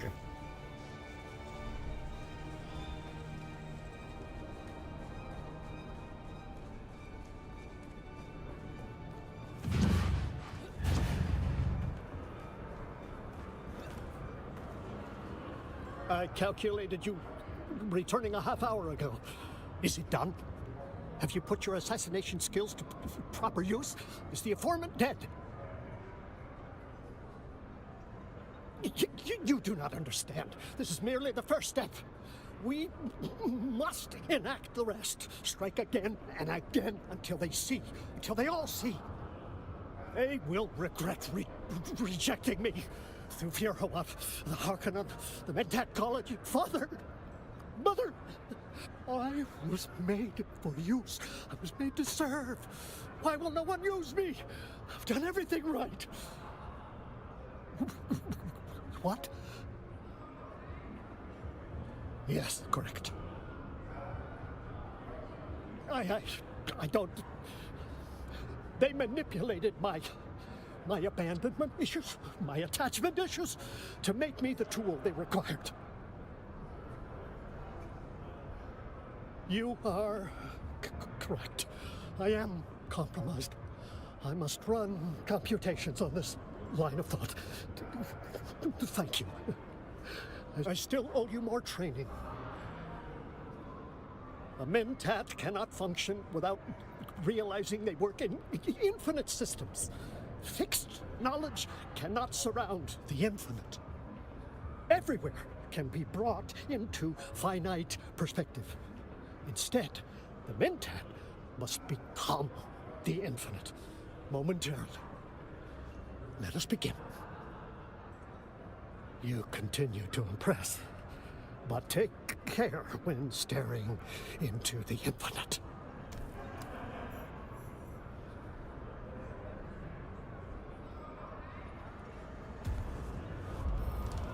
I calculated you returning a half hour ago.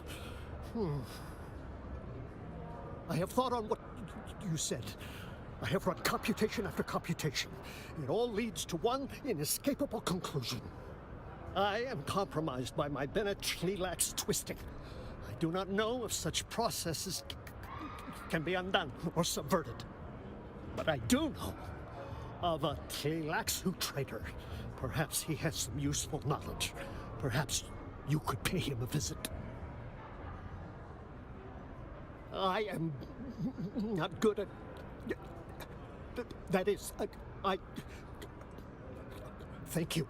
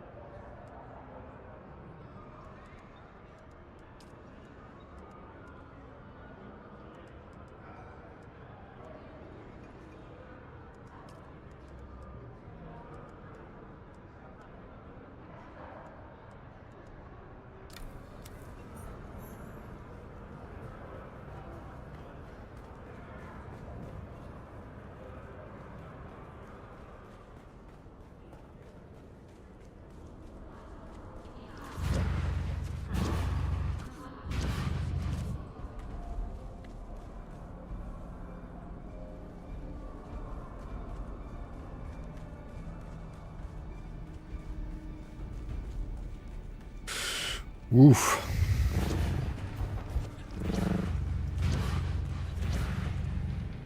You again? What now?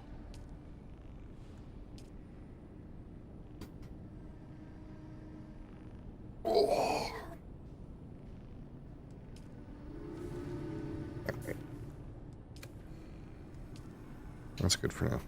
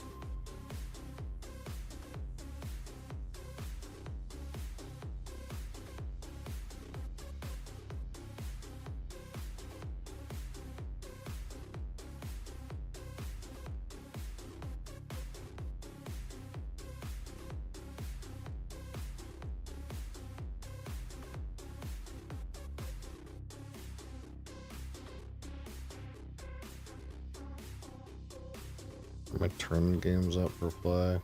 My tournament games are up. I gotta play these turns. Yeah. I'm behind time on this. It's not great.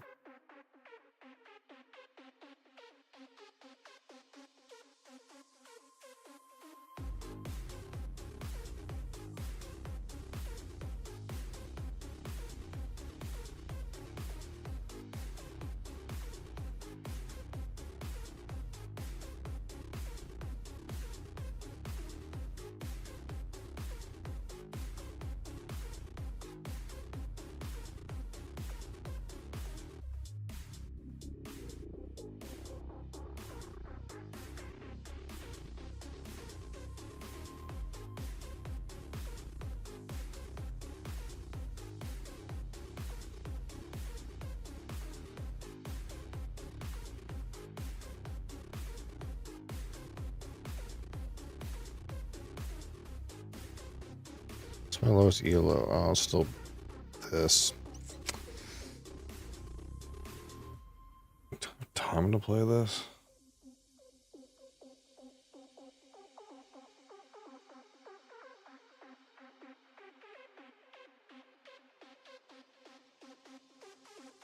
Not really.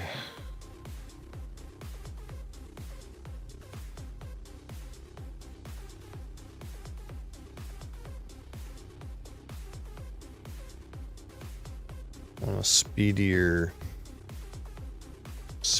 game.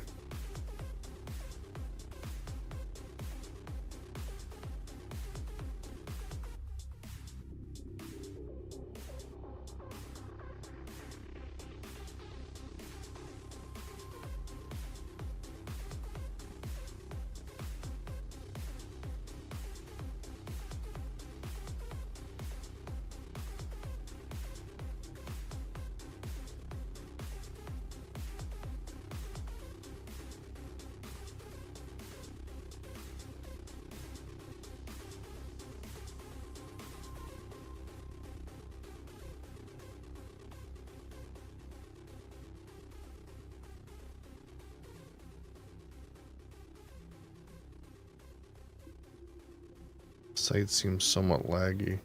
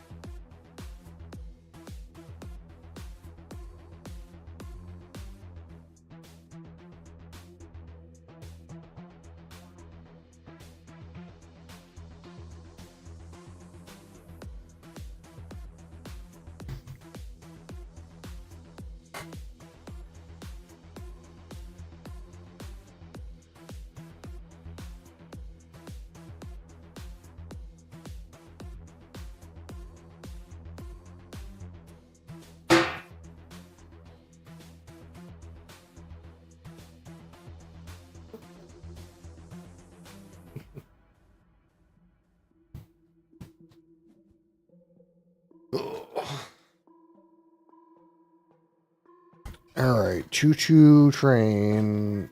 Choo-choo train.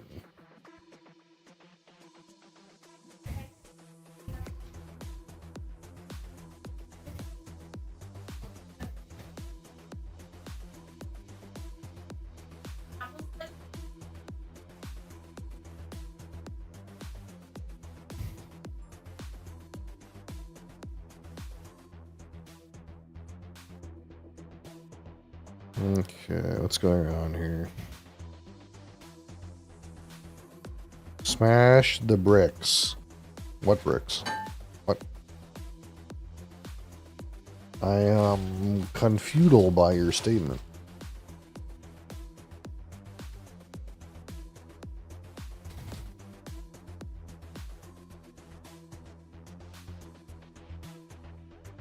I need blue. Never mind? Okay, I'm not minding.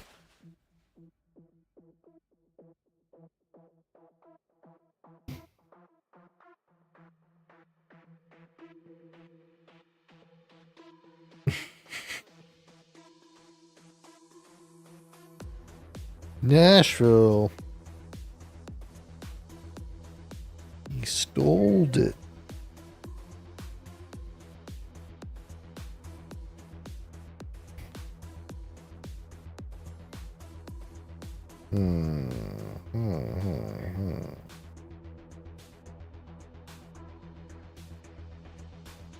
What can we do? I'll take orange and yellow.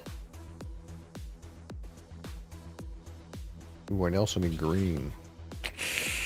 You know, we need some stuff.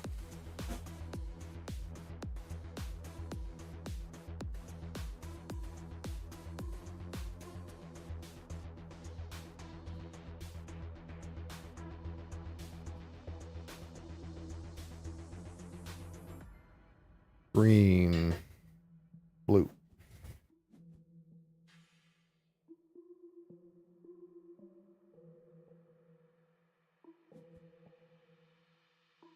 Nobody on black? Oh, my guy's on black.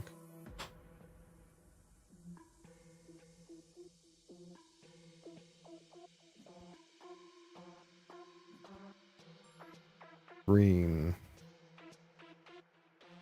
Black. Let's hang those reds. I think nobody wants red. I'll take red. We can leave the reds. People don't want red, even though I secretly want red.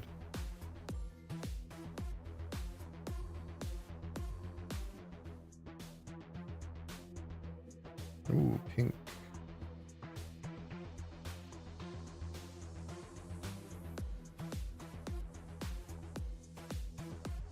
That guy's on black. We need to race Los Angeles, El Paso. Is it a race?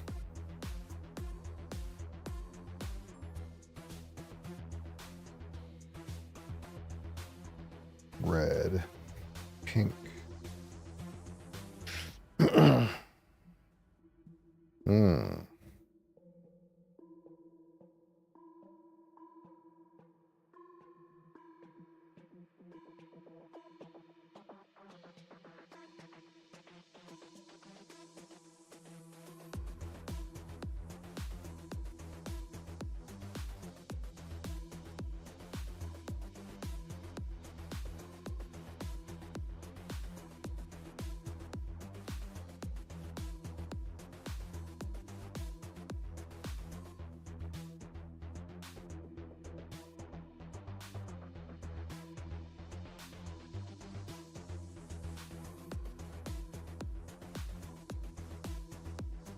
Everyone's fighting over Pittsburgh. Ooh. Well, that's kind of ugly. I guess we gotta flop in here before things get weird.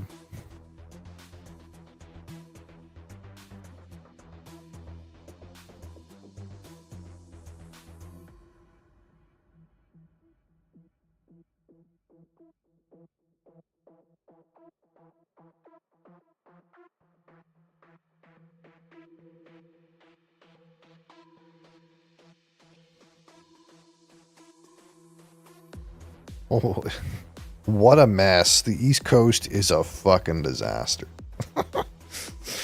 um...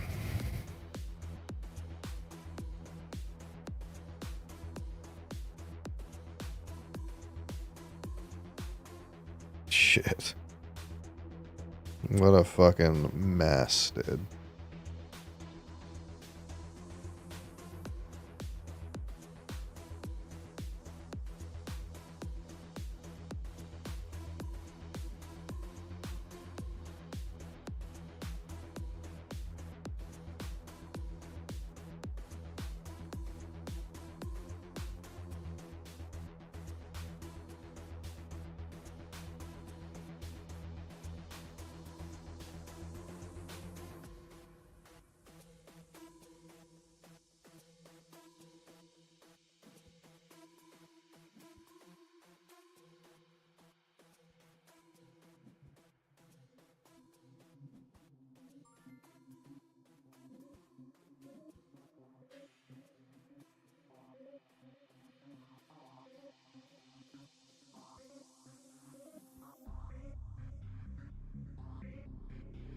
Hmm.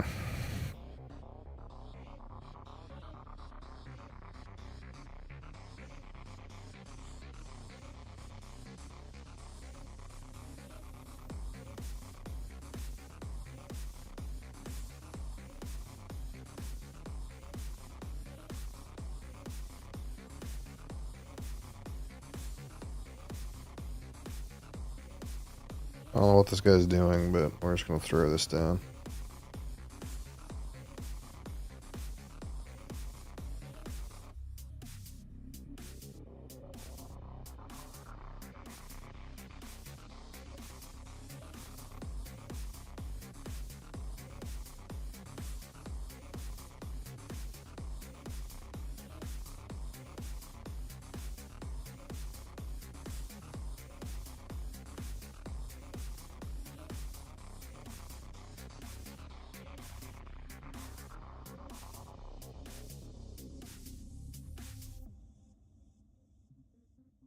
Okay.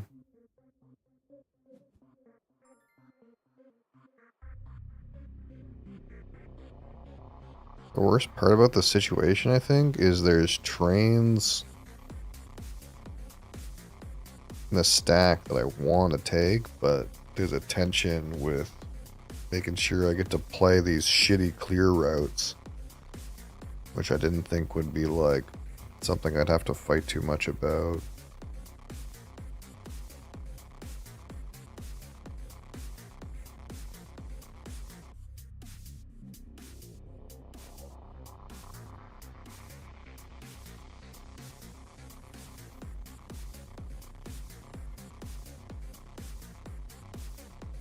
I do need a yellow. And I want to start hoarding these blacks. I can take another couple reds too, but I don't know what's going on with Los Angeles, El Paso. I think someone's already got it. Unless they're going to play their black trains in a weird place. But I can kind of just go over this way or some other way, but I want to make it hard for someone to take this in case I can maybe, in case they're going to put their shit somewhere else, then I can take it.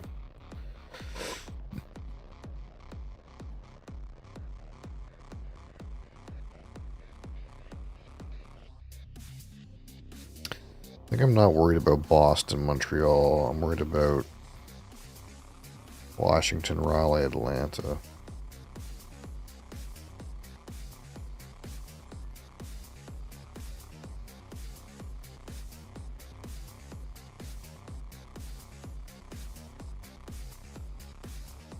What do I want to do here? Rip it off the top. Nice.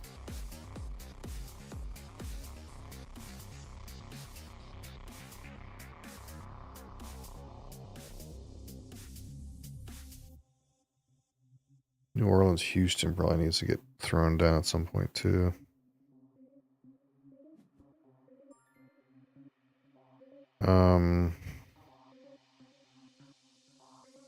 What do I need?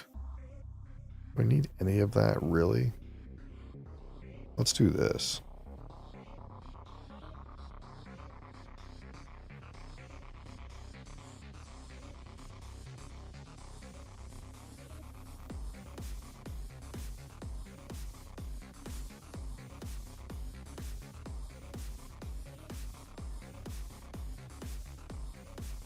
I see this guy's getting weird. I don't want him to, like, take my route. He's getting into my shit. Man, the East Coast is such a fucking mess. Kind of means like the West Coast was like free this game, but the thing is like I need to be able to get to all these East Coast cities and link them up to San Fran. So it's not like the West was free for me to just do whatever I wanted with.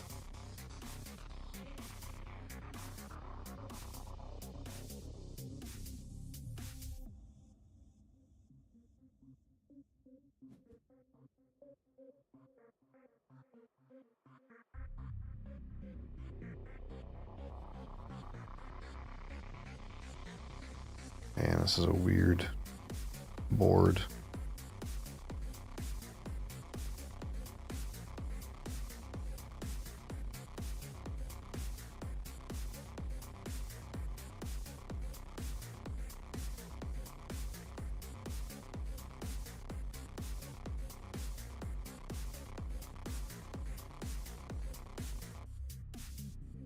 Yeah, it's fine.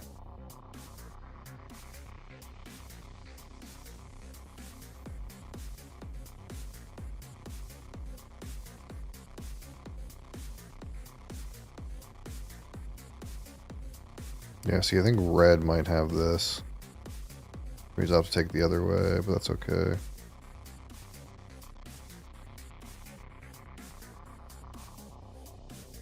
Not sure what's going on here.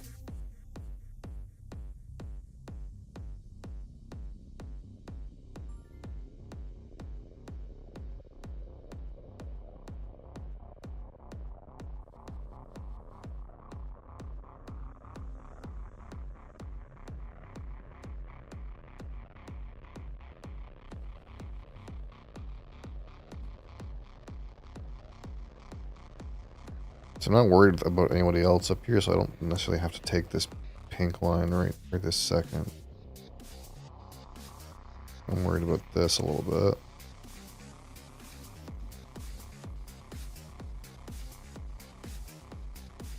It's really just whatever's going on here now.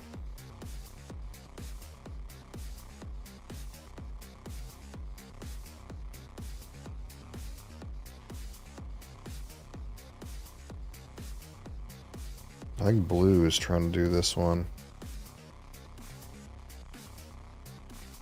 Ooh, that's annoying. Hmm.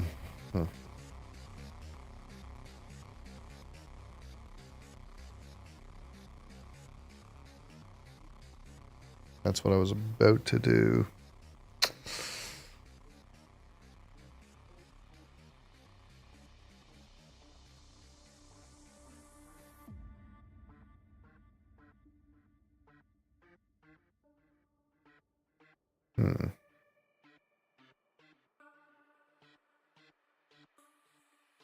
I guess this is kind of...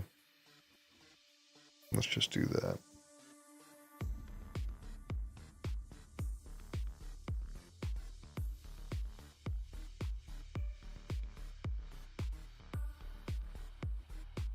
Yeah, I kind of felt like that was going to happen.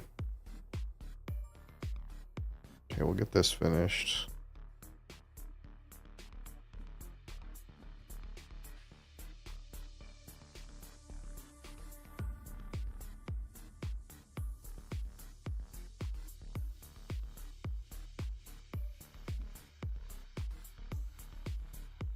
So I got to worry about like red in here or blue in there. Let's take this.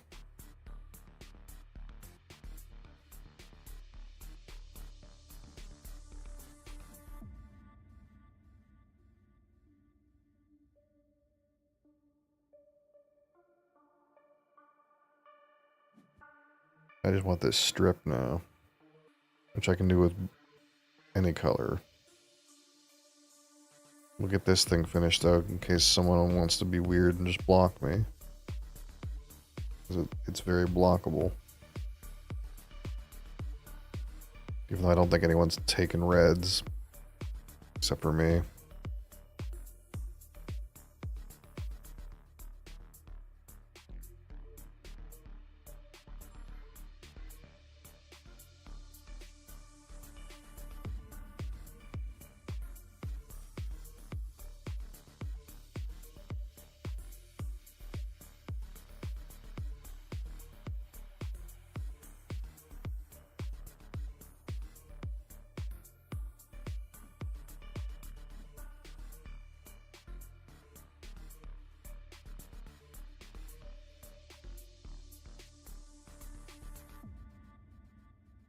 What do I do now, though? Do I just rip it off the top of the deck?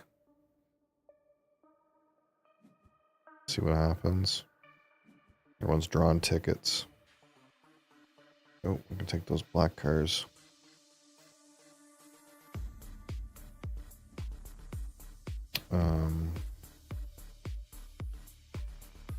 Sure, give me another black one.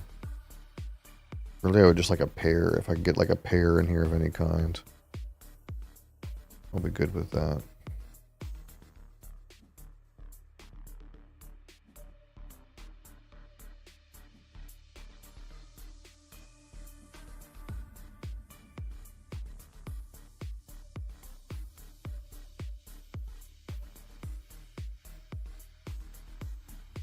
I think I kind of want to just play this to extend my route into here, if I can.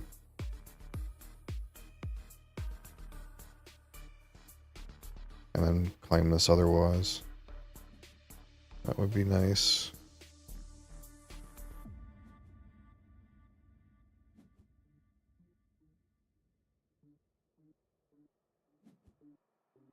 I get the feeling red's still got to try to link up here. I wonder if he's going to try to go through the middle.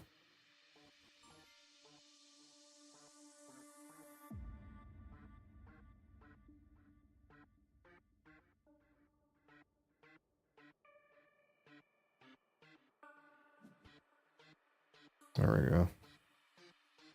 We'll just play these as that, maybe.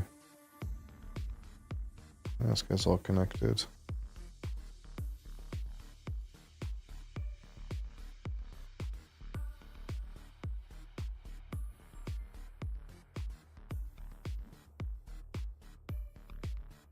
Another one.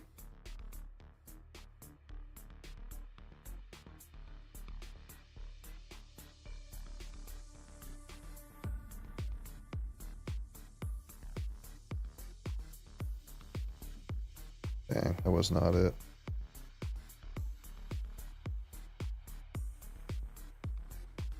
Okay, he's going this way.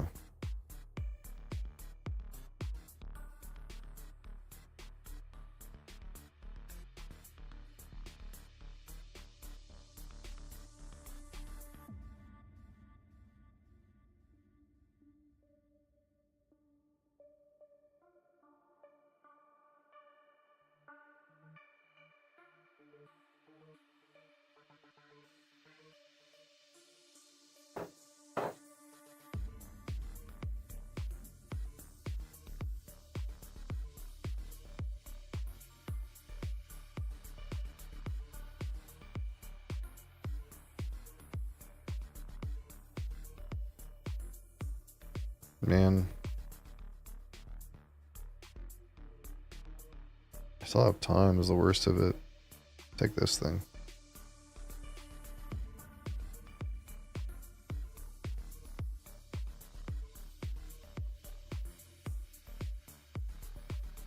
There we go, I figured it out.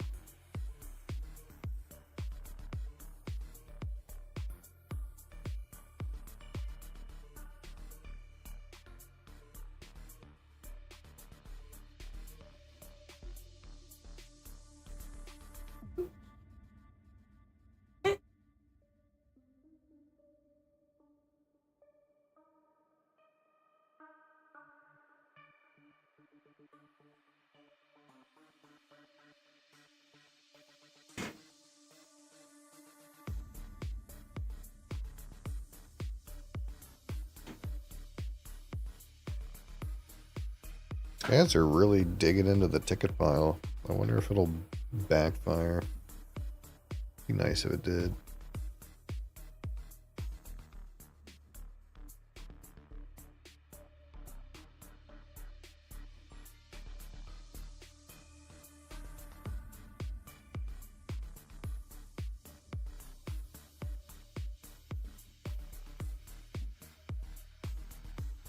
There. That'll be enough to end the game.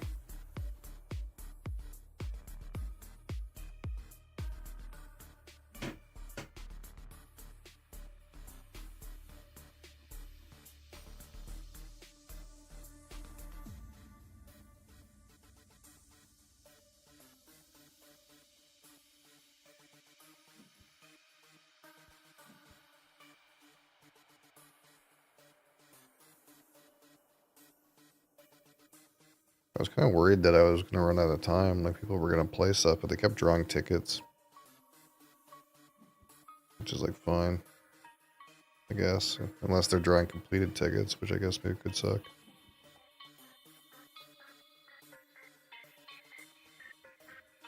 All my ducks are in a row though. Except for 1 or 2.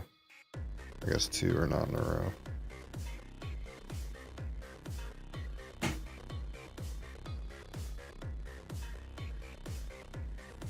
Let's see what happens.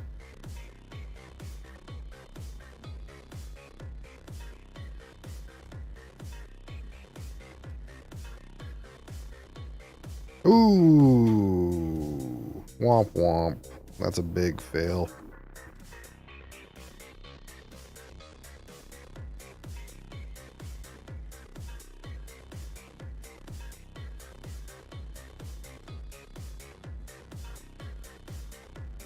Ooh.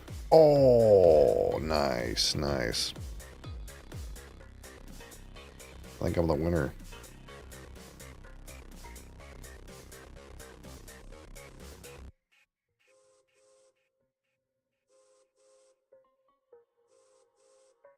Boom.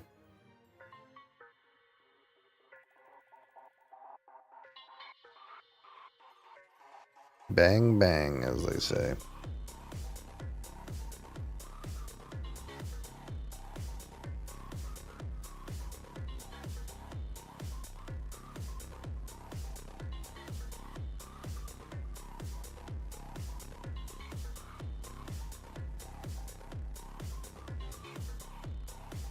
So what's this thing that's happening tomorrow?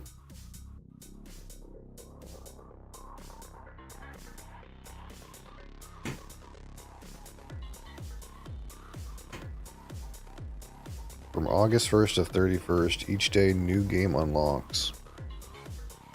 31 new games, wowzers.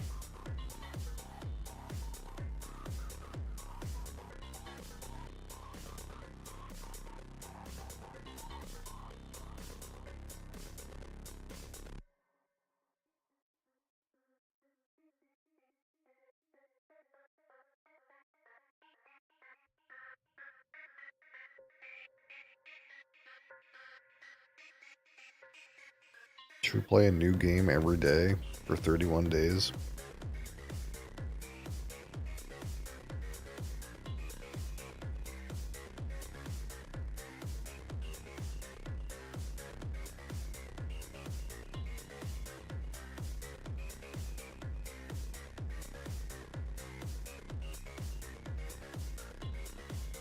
How long is Bird Game?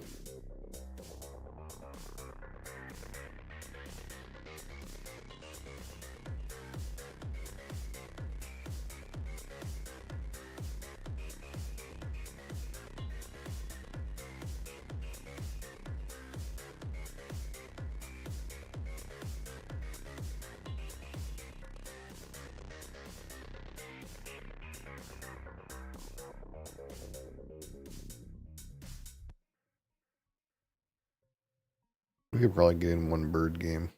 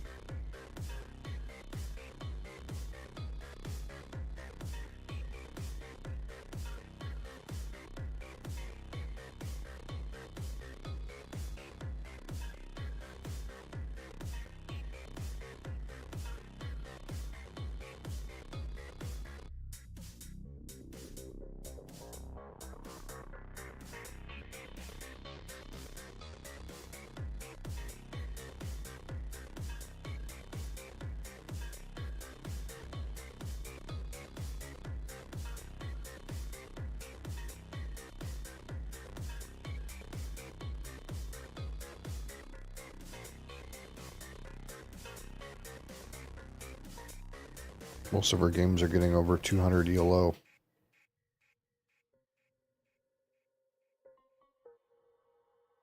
Then the games will be harder.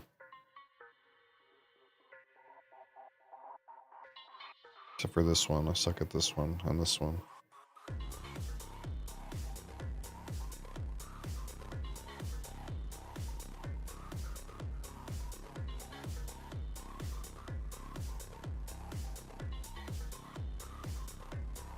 Come on, no one play Bird Game?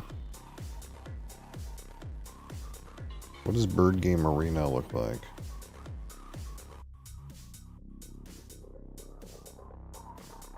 Two-player Bird Game?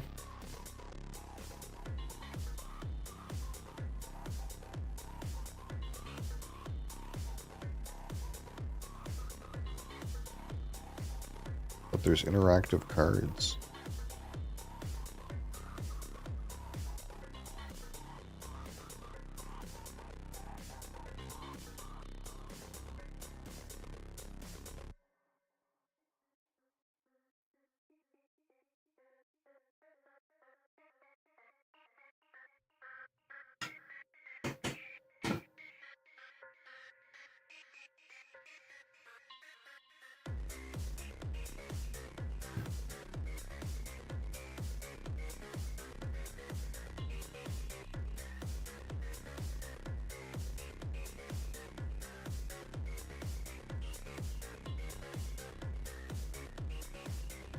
Try Puerto Rico too.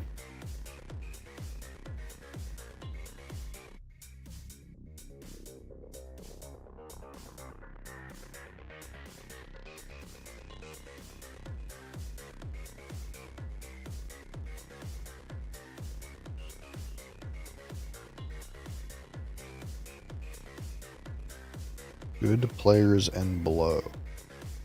A strange setting.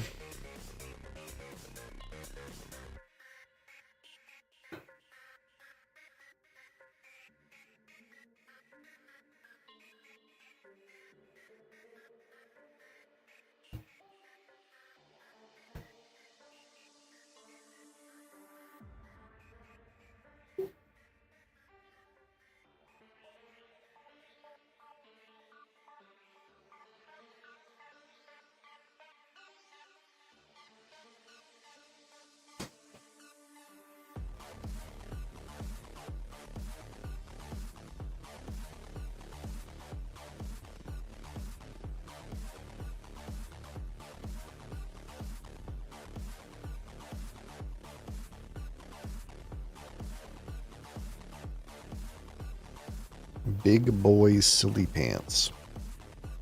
There's a gamer right there.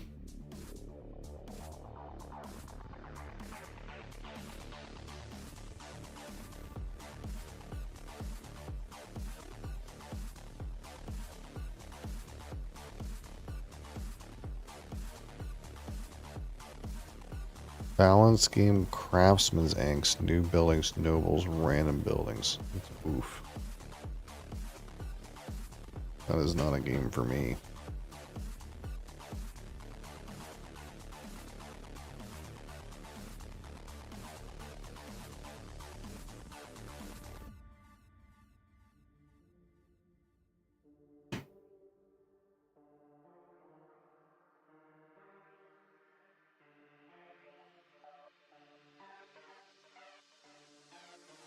Okay, just opening a table of every setting. Alright. I'm gonna play a really hard game of Puerto Rico.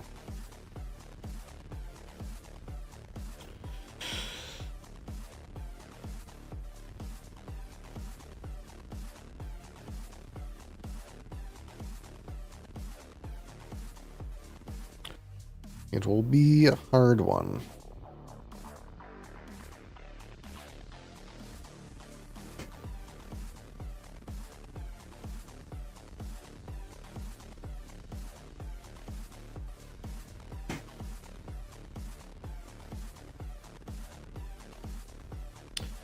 Select a plantation. Well, give me the coffee.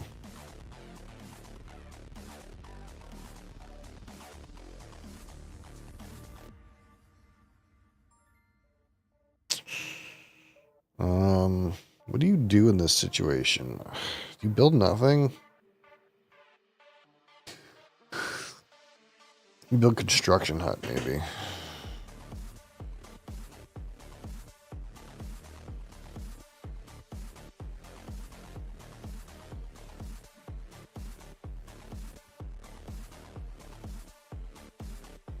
Do you ever forsake the corn and go construction hut? I'm not sure what you're supposed to do. I will take 1 doubloon.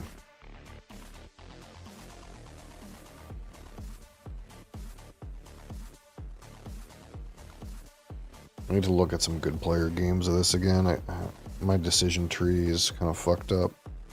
I used to know the right things to do based on certain openings, but now I don't remember at all. For some reason I think construction hut is not bad, but maybe it's bad.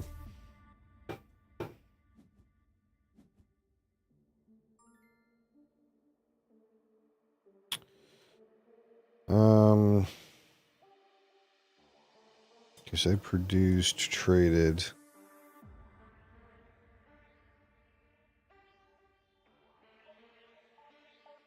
If I build, they get to build, and I don't build anything good. I guess mayor's good for me. It's about money. I'm gonna take a money here. Force them to use their action to ship.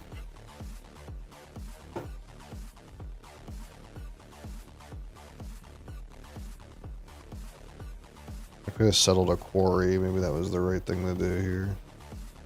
But I don't have to do that, because I can settle a quarry when they go to settle.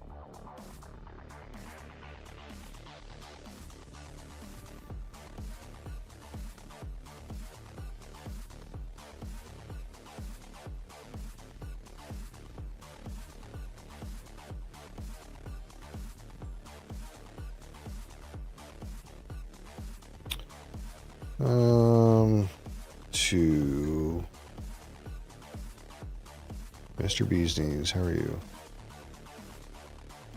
So if I take a buck and build, I can build a thing. What do I build? I don't want this. I can't build anything good yet. I'm allowing them to build something good. I guess I could settle anyways.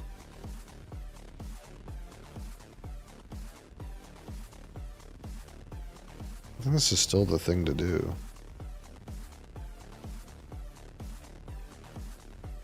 Doing phenomenal, that's good. Always good to be doing good and not bad. Not stressed. Okay, see, this is why I guess we did this, right? Is because we got the same amount of money. I got a quarry. I guess the idea is we could prevent them from getting a quarry by taking the selection ourselves, but so this guy's building.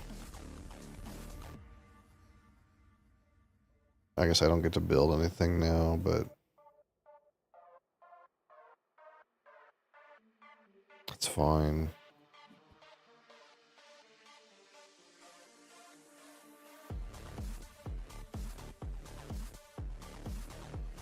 So I must select a role. See, I need to mayor. Mayor is still the best option for me. Then we can populate our quarry. And I get a buck. So now I'm in a situation where I can get my tobacco or my coffee, which is... but it's slower than what red did. My decision tree is just straight worse than red's for whatever reason. I guess the difference between me and red is I have a quarry and he does not. But he still got his coffee roaster before me. But this construction hut is allowing me to take quarries that he's not getting. So again, there's pros and cons, I guess, somewhat. My roaster's later than his. He's going to craft, I think, for sure. Oh, no, we're building. A strange choice. I guess it's odd because I can't build a roaster if he selects build.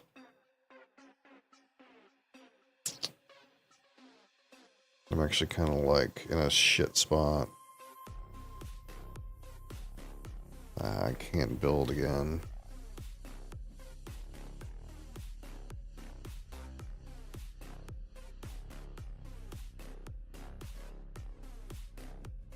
I need the roaster. This guy's gonna trade for the money. And this guy is enticed to craft, even though it's really good for red.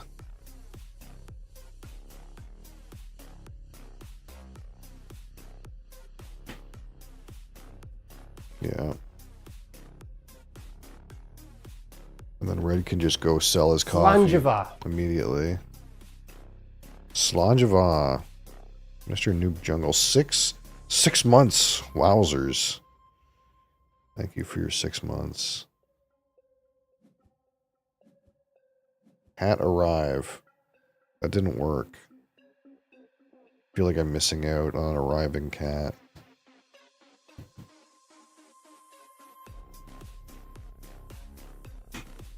You're using Firefox now? Interesting. Yeah, I was having problems with Brave, and I tried Firefox for a little bit. It's actually not bad, but one of the things I noticed is that YouTube sucks on it for some reason. Well, not for some reason. I know why it sucks on it. It sucks on it because Chrome deleted uBlock. What did uBlock do?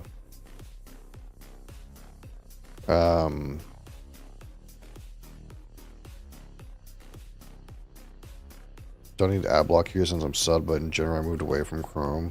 Does uBlock block Twitch ads?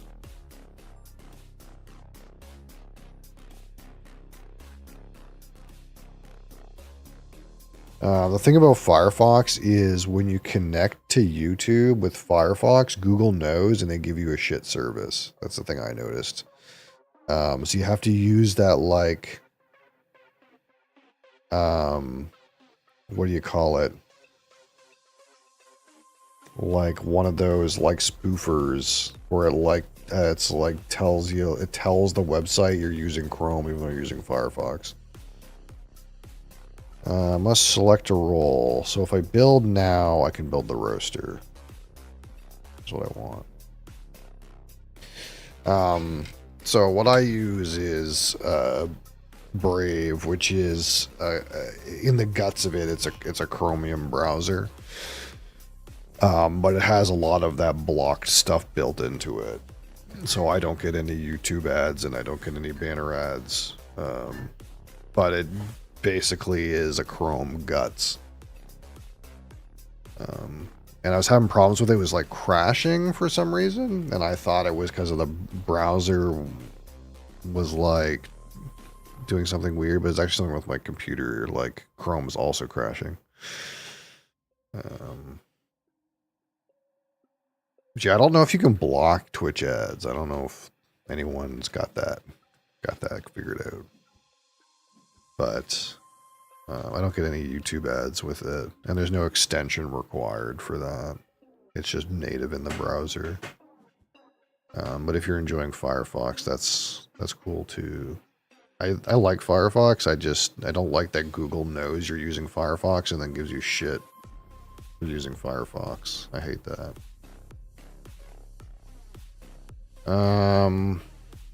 Let's do this, I guess.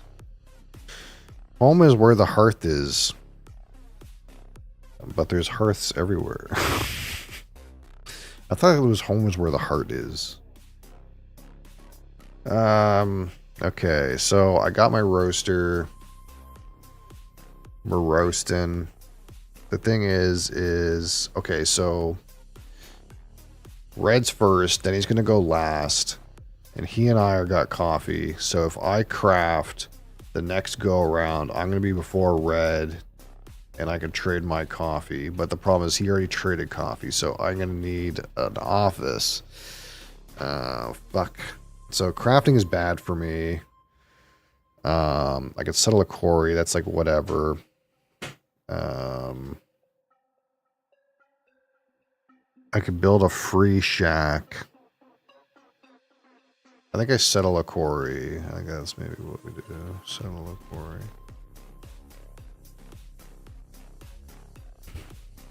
They nerfed Hunter and WoW for the 4th week in a row. Yeah.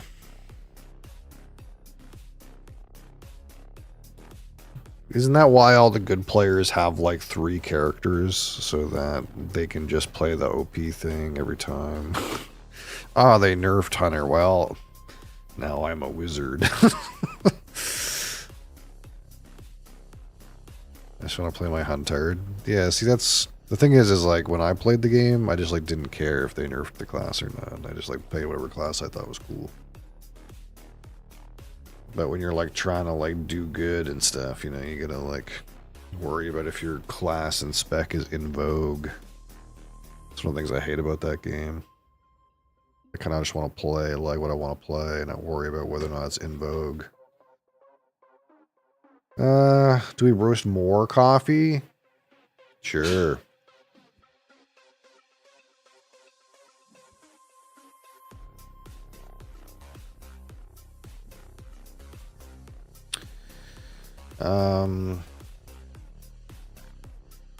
So if I build or build, office is 5. If I build or build, I get 1. So that's $2. Plus I get 1 reduction. That's $3.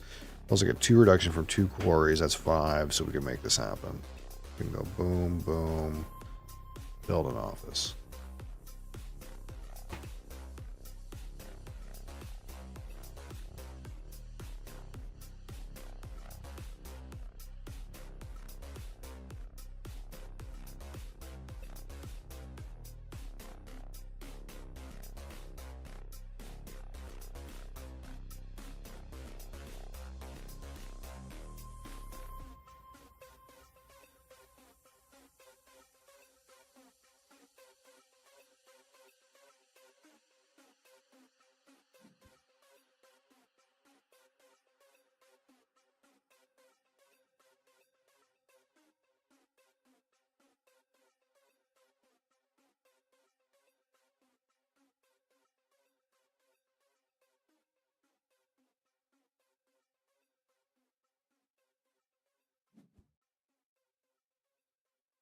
Large market.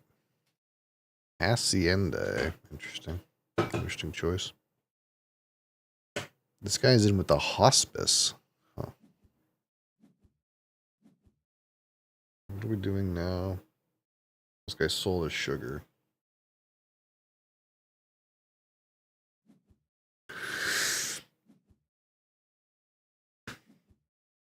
Yeah, I wish I had a small market. Now the house is clear. And my coffee has been shipped. Thanks. Who has done this?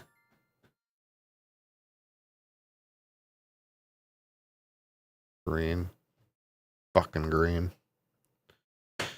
Do I take $3 for the prospector? That seems pretty good. Seems pretty good.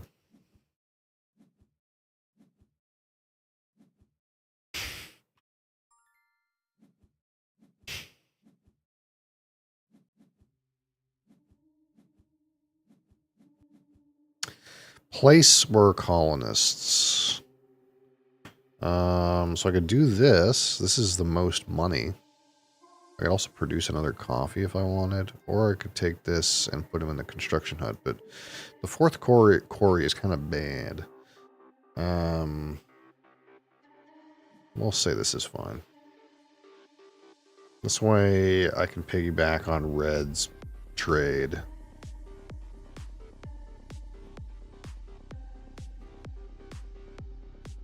Yeah, these guys are finally getting their quarries in order, I suppose. Am I in tobacco? Sugar? Tobacco?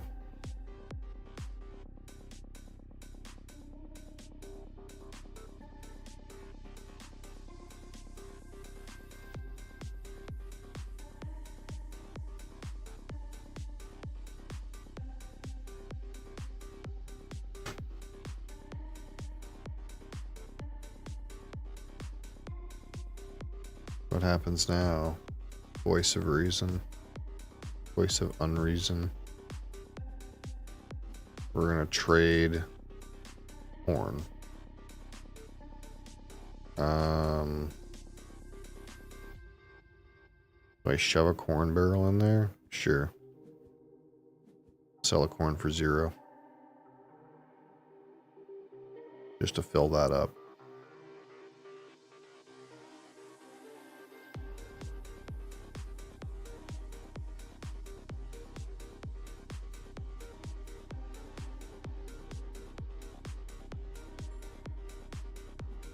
Okay. We're colonizing. We're colonizing for dang sure. I guess we make another coffee.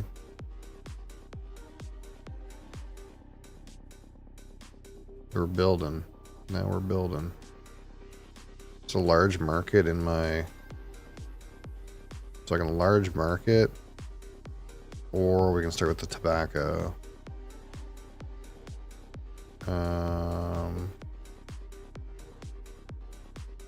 Let's get tobacco pumping. You know.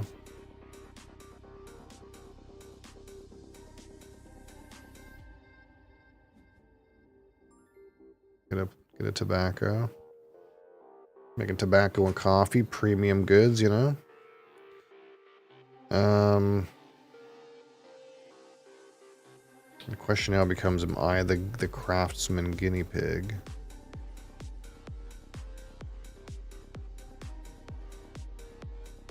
I'm last, that means I'm going to go first. So if I craft, I'm going to get to sell. Right? This is how this works, right?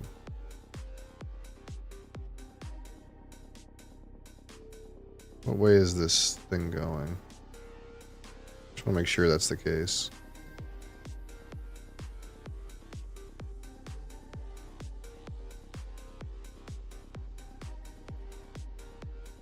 I was the governor. No, you go first then last. So I'm not first. I'm third.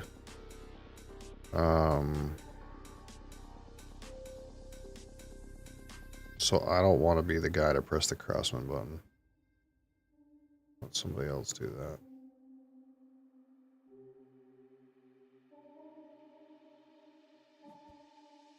Yeah.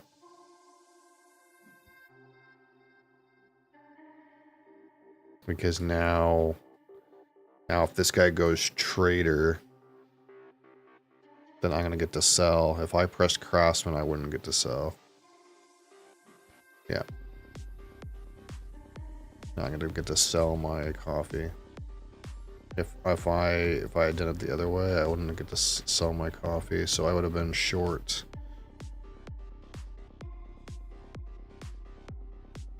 Would have been short money. So if I take builder now, I can make a big building.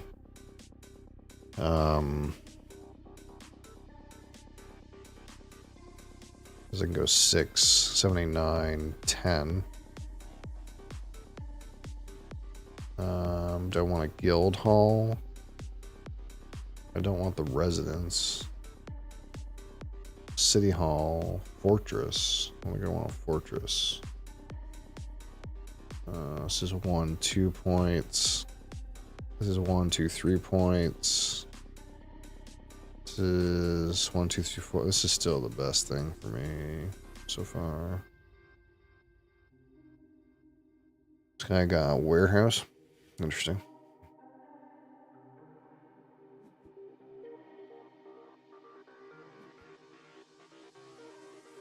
Okay, Blue's getting in the coffee game.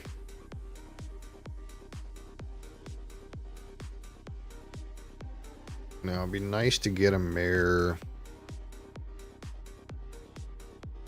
that I can start start up my tobacco with.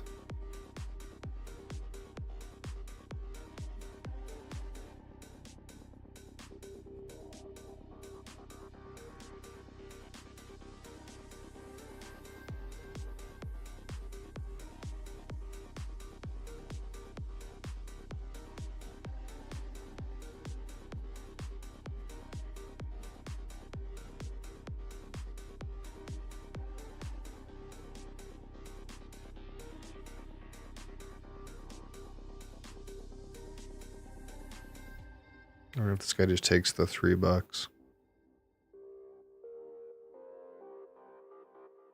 That mayor with $1 looking pretty good. Ooh, okay.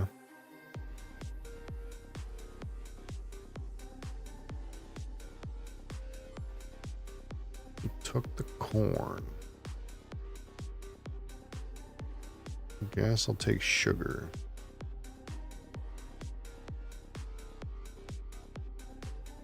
Maybe residence wasn't bad.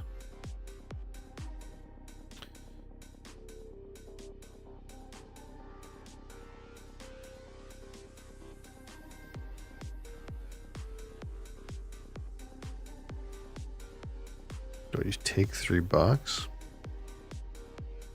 I kind of need some guys to start producing my tobacco. Do I unman my office? I need to man my guild hall too at some point. That's gonna happen before the end of the game though, I would think. I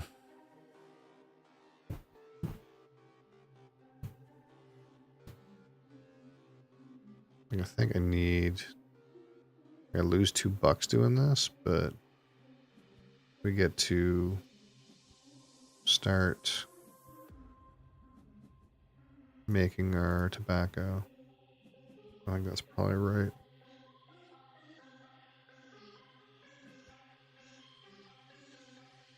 Do I take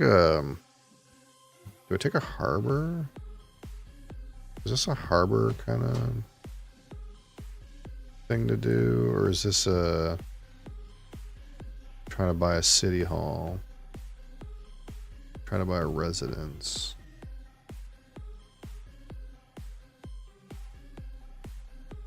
Maybe it's trying to buy a residence.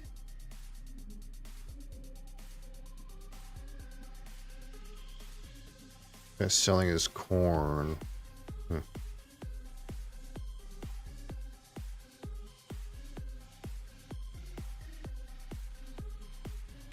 I could just mayor again and get these things going, I suppose.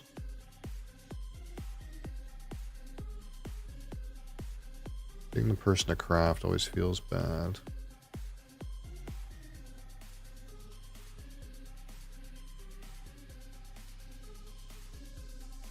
I could build and get like a free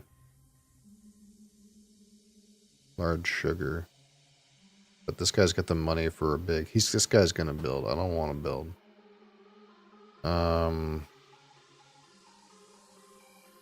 A captain, this corn gets on here, which is not great.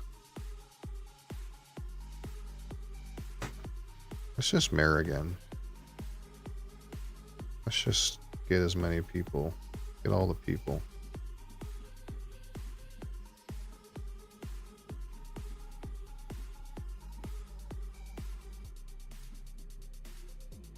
You know? Maybe this.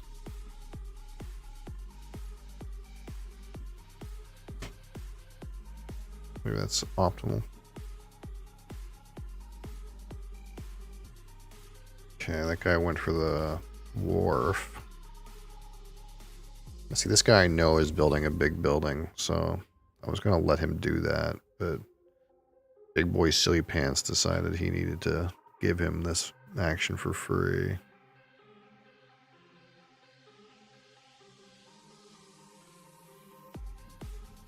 Yeah, City Hall.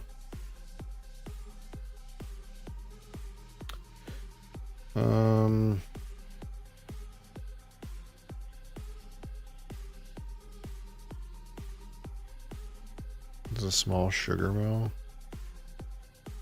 The small indigo is free. Let's take that. We're settling again, eh?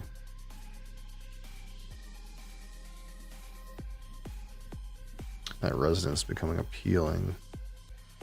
This guy got his corn on the boat. That's not optimal.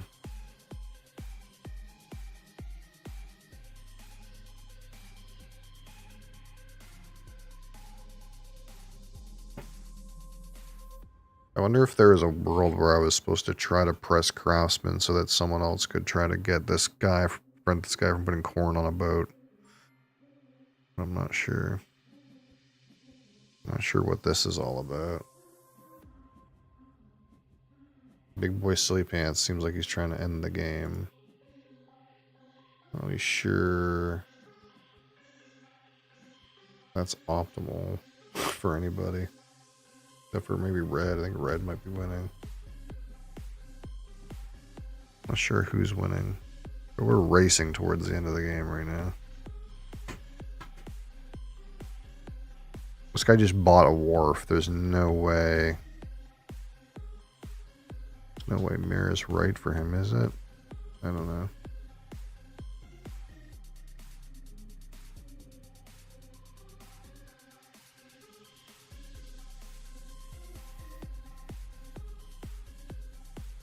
I guess he wants to get it manned so he can send his stuff on his boat, but this guy's gonna take $1 and do nothing. Nobody wants to press the craftsman button.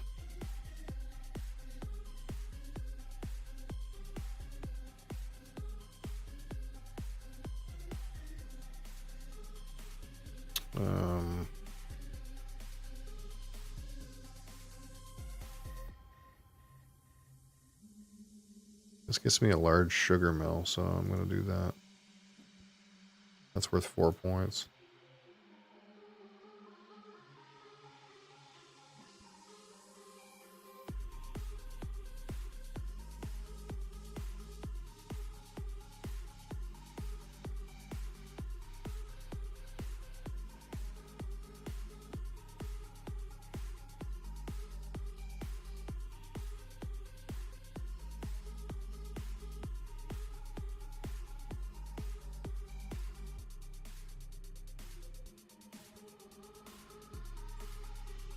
Yep, we're just gonna end the game like this. Fucking god damn it.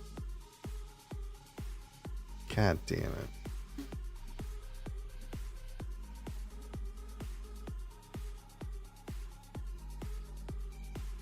Like, Green's got to be the one that pressed the craftsman button and he's not doing it.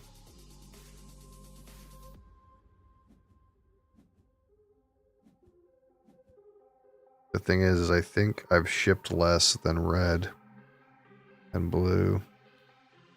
So I don't know if I beat them on buildings.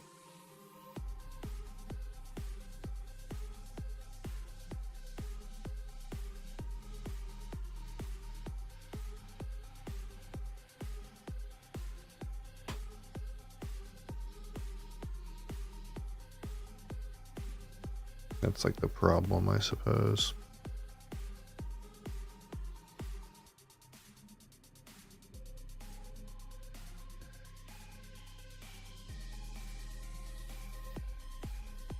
So if I craft here,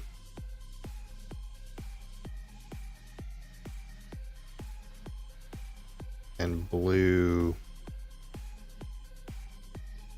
ships, he puts his coffee on and I lose.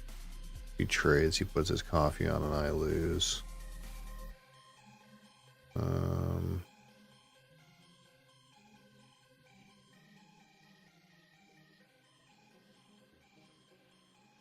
I just lose if I press craftsman. That's the problem right now. That's the problem.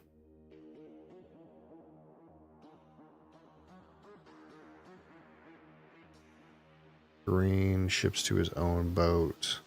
Like, pressing craftsman is just so bad for me. Even if I take $3, it's just not good for me. Like, I'd rather take $1. or I'd rather take $1 and a corn.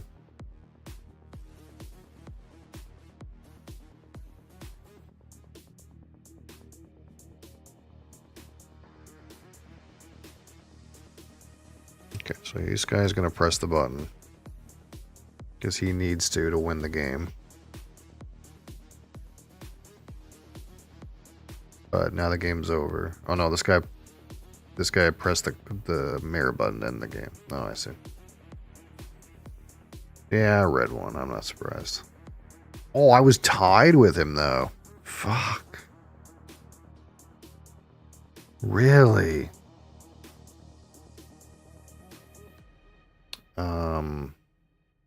What's the tiebreaker? Doubloons plus number of goods. How did this happen?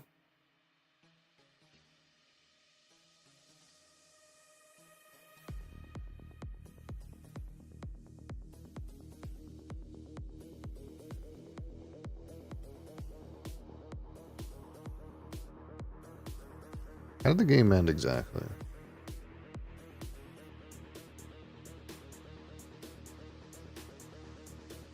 Wait, oh that last mirror we did ran the number out. Yeah. That's what happened. And this guy crafted, but that just got him money. So was I supposed to craft? Was I not paying attention?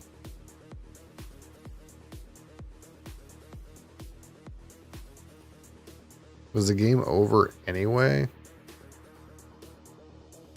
Well, the thing is if I crafted, it would have given Big Silly Boy Pants the ability to press captain and ship his stuff. Is that what happened? Who pressed? No, but someone pressed captain ahead of time.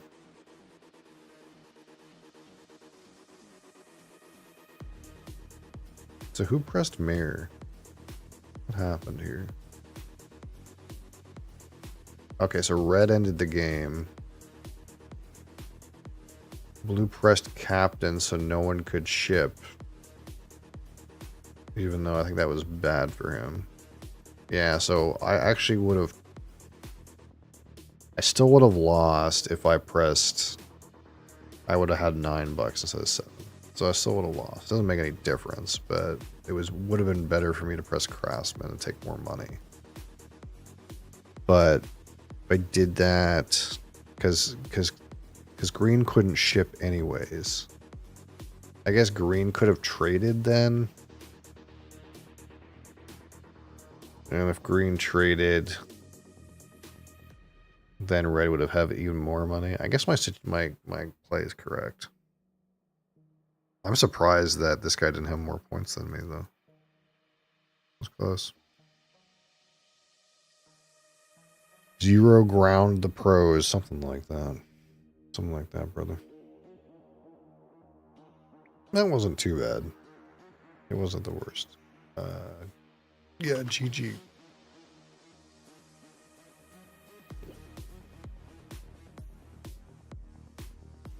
Yeah, I gotta get back into the jam when it comes to Puerto Rico. That game is... There's objectively correct moves to play in that game, and I'm not playing them right now.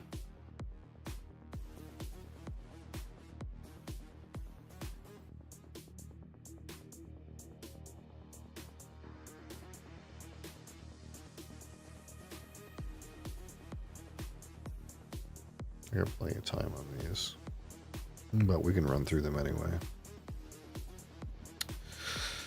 Select an action. What's going on here? I need a ruby to go up. This guy went to the top.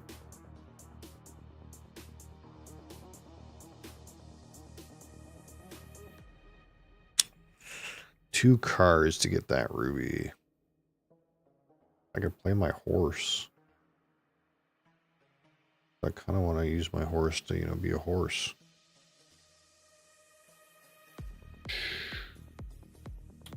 Or I could double boat into here. What upgrades my guy? Arrowhead, black. I need an arrowhead. Like I could just go get me an arrowhead, please. And then I could make a compass, send my book up, untap this guy for double boat, and then we can double boat into this dig site here. That seems like a good play, you know. Let's take soil. Yep. Take off of this stack to grow. Grow here, sure. Draw 2 cards. Do I already have bird? I already have bird. What color am I? Green. Yeah, I have bird. What do you sacrifice a point to draw 2 cards? I don't think so.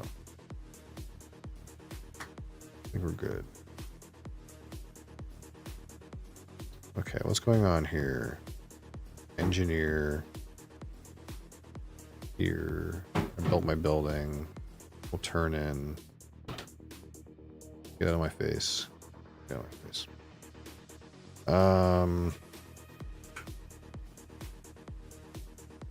Rock stop sign. What did I do? I put this here. Let's go rock stop sign. Cowboy sure. Engineer sure. Will not use my certificates. Turn into Kansas City dollar disc. Boom. Alright, drafting. This is the card for me. 4-wheel drive.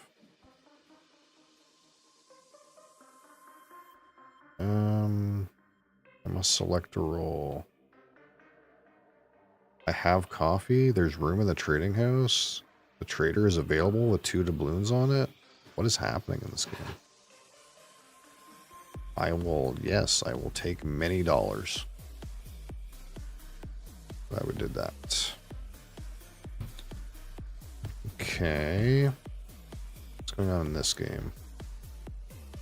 I got snake eyes, eh?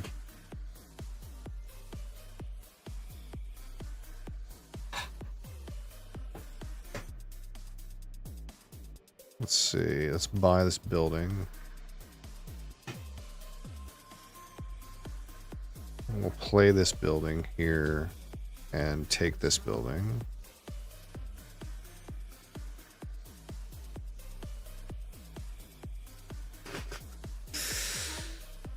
Man, we might fill our burgundy.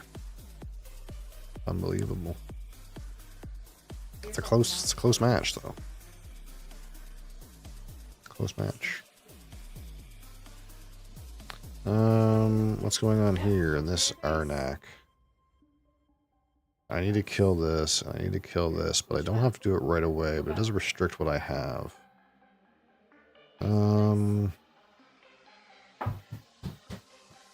guess we just kill them, right? I don't really have anything else I can do.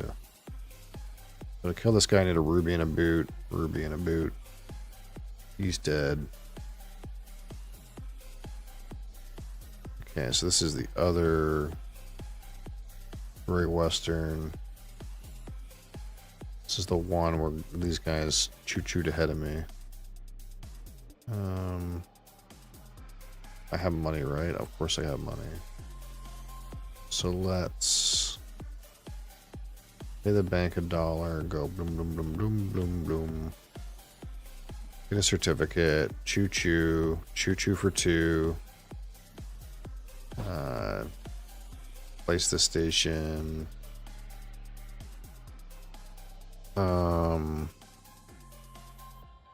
Maybe we'll take the certificate disc.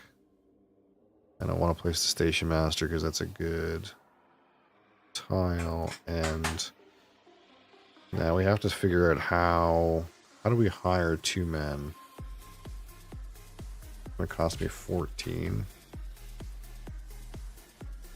I think that's not possible. Maybe I had to stop here to make that happen, but I wanted to make sure I got my thingamajig.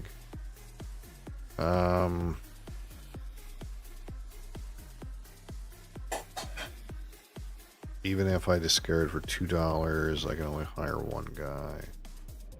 That's okay. It is what it is. Alright, what's going on in this nonsense game? Weird things are happening. We gotta be worried about blue. What was I gonna do? Something weird. Down, over, up, and like this. Yellow's in here. That's disconcerting. Blue's gonna do something, which I have to be concerned with.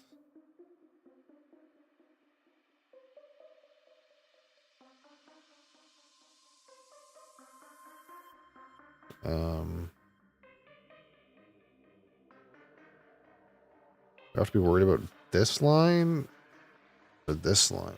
Where's blue going? Where is blue going?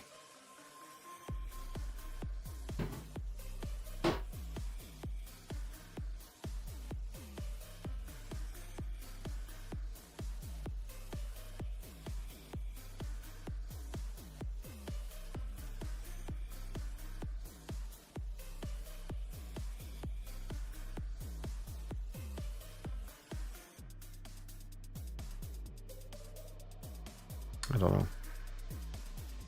That's the answer. I don't know where he's going. He's a crazy guy.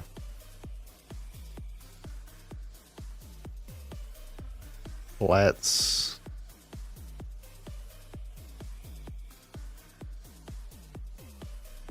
see.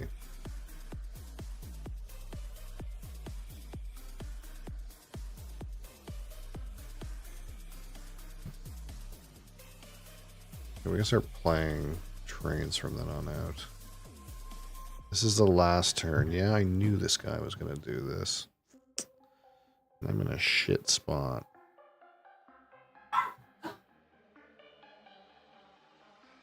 I don't think I can even score.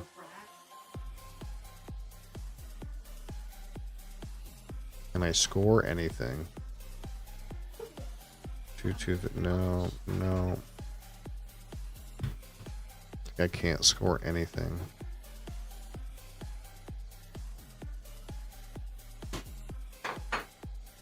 Needed more time. Owen Kun got me, dude.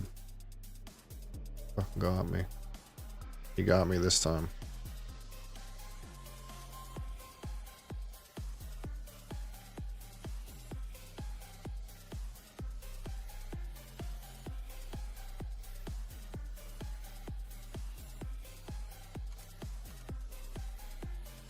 What's the tiebreaker in this game? I don't actually know. Okay. I got second, I guess. That's worth something. What is the tiebreaker? Who purchased the fewest cards? Interesting. So I have 6. Huh. Okay, so we have to start a new Splendor. What's going on here?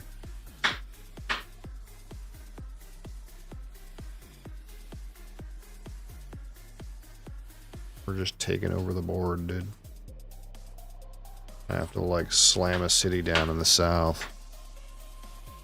Somewhere. Stake my claim down there.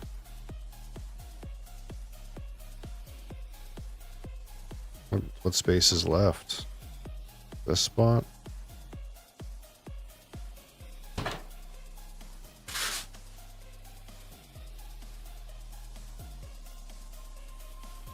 I guess this is it, eh? Fucking Tharsis fucker fucked up the whole board. As Tharsis tends to do.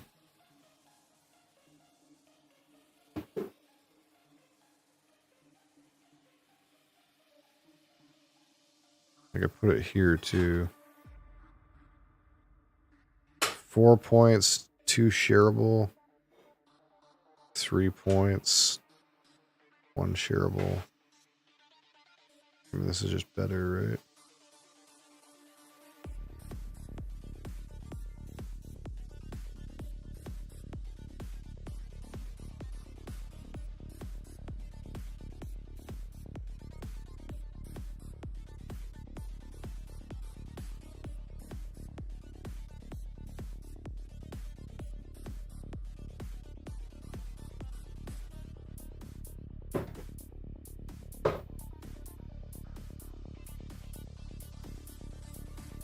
Okay, what's going on here? I have the zoo school I don't need. We're about to break. Sponsor 3 doesn't do anything. I don't have any money. I can draw cards I can't keep. I can send it to break and get an X. I can X animals or something. I'll let someone else send it to break. I think I'll just take my $2.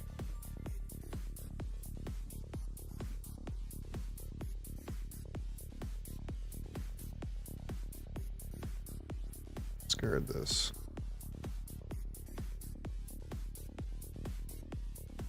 All right, last one.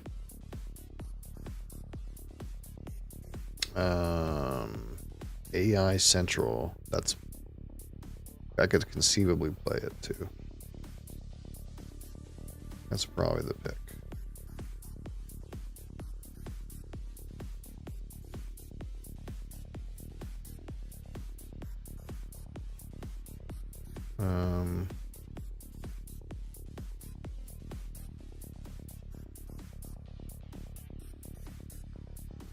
Man, it's a weird game.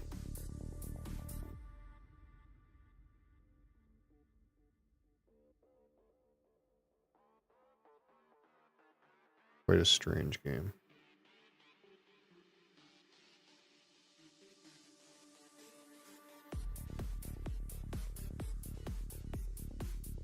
Quite odd.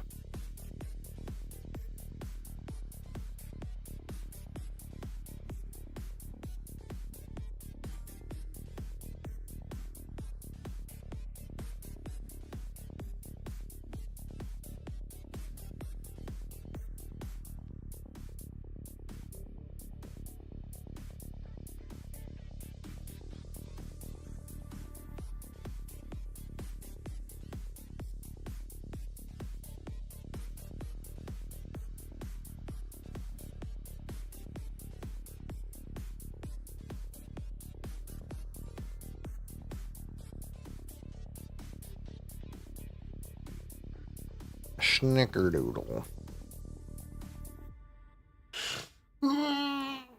Okay, that's enough of that.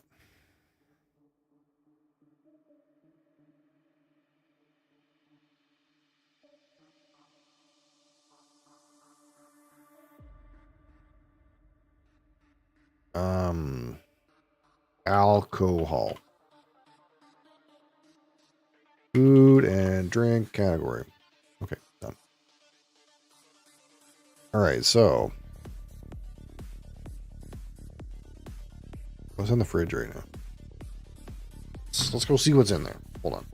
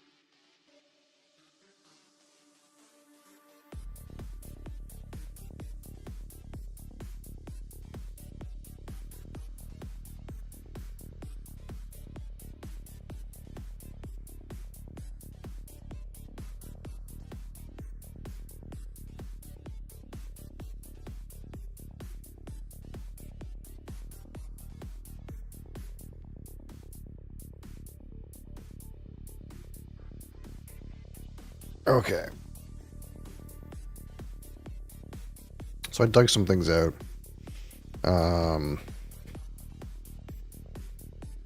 So one of the things we have here is this good day lychee soju, 12.5% alcohol.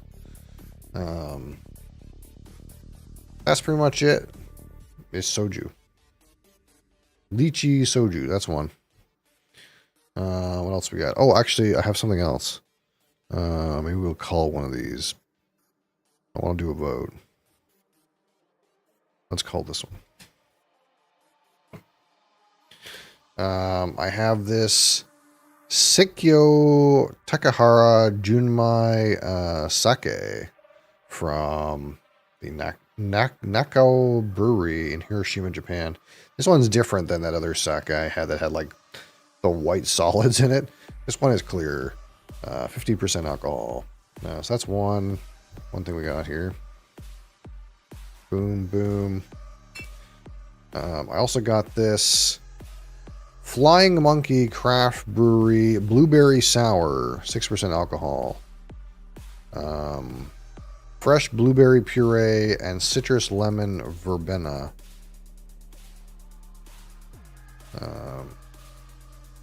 Where's this from? Barrie, Ontario. Velvet Bubble Lord. This thing here. This blueberry sour. We also have Good Robot Diablo Mexican lager with a hint of lime and jalapeno, 5.6% alcohol. Diablo. Fucking Diablo looks like you gotta take a shit, dude. I'm not sure what that image is about, but and this is from Elmsdale, Nova Scotia. Good Robot Brewing. And we also have this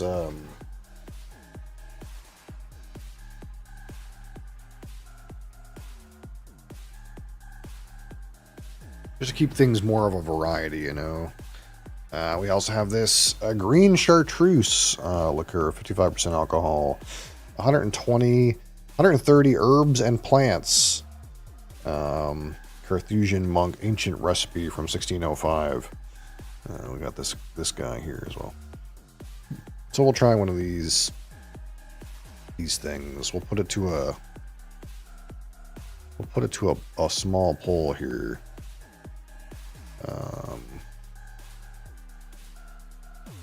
Question mark. Chartreuse or Mexican lager or blueberry sour or sake or soju. Boom. There's a poll.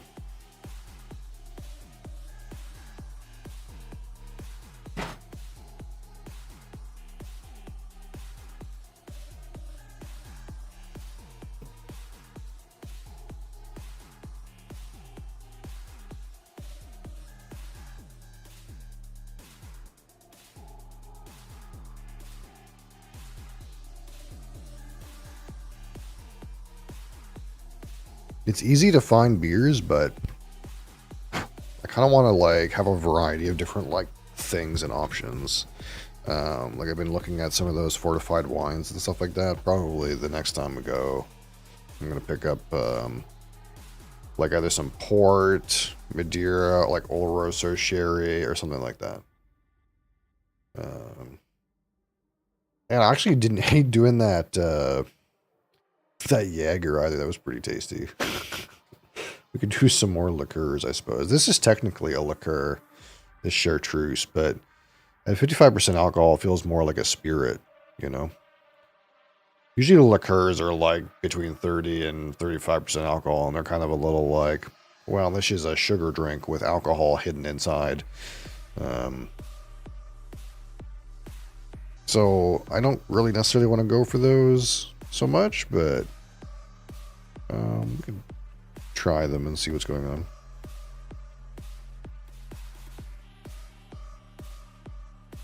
But if I get more like this, I'd like to get some absinthe too, but man, that is not easy to come by around here. I wonder if I can get some ships. I wonder if they have any here. Absinthe.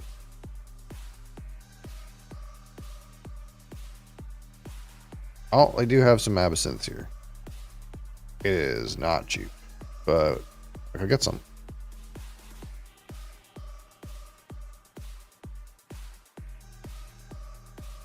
We even have options.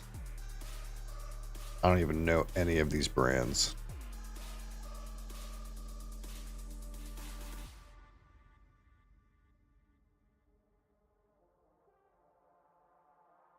This one says it's superior. Surely we got to get the one that's superior, right? Parisian absinthe.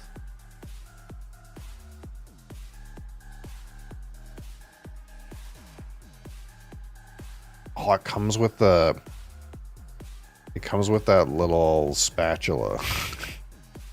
You know what I mean?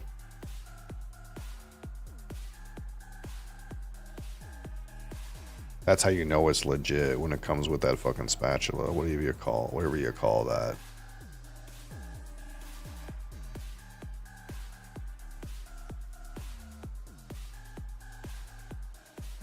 The spoon.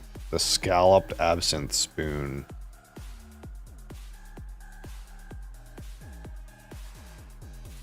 Just so you can put sugar in it. I think that's how you're supposed to consume it, right? With a sugar cube. Did we just do it straight though? I think we'll just do it straight. And maybe if it's horrible, we'll put a sugar cube in it. Holy fuck.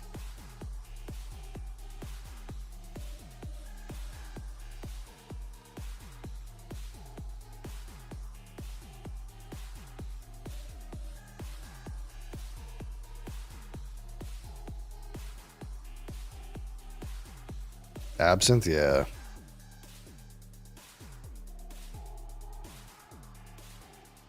I can't get any here, but I could order it. They have it in Alberta. I think the only thing they have here is they have like wormwood flavored liqueur that's not absinthe. That's probably more like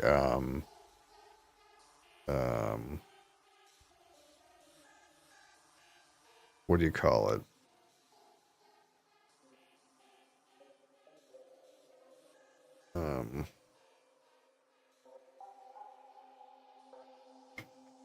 What's the name of that stuff?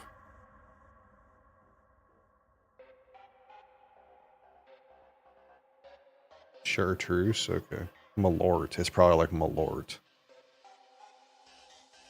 And they also have like this other thing that has like that doesn't actually have absinthe in it. Like it's not actually absinthe. Not absinthe in it. It doesn't actually, it's not actually absinthe, but it's like similar to absinthe. It like doesn't follow the absinthe rules, but it's like similar. To me, I like should just, I feel like I should just get the actual shit. You know what I mean? You know. Dude drinks it straight. Oh, was that a link?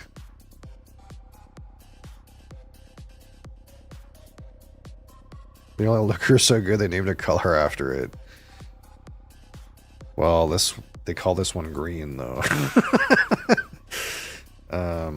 Just link me in Discord if I'll look at it. Let's put the rest of the stuff away.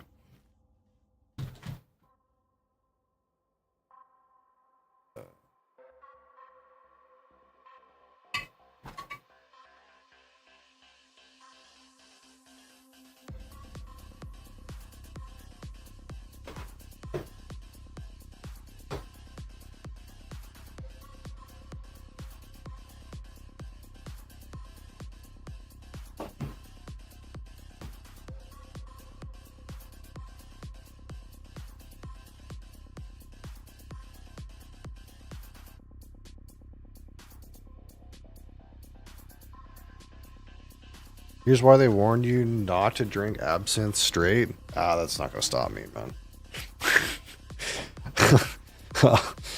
Whatever. Everybody should try it. Whatever happens in this video, it's not gonna stop me. Okay. I'll tell you that right now. It's not gonna stop me.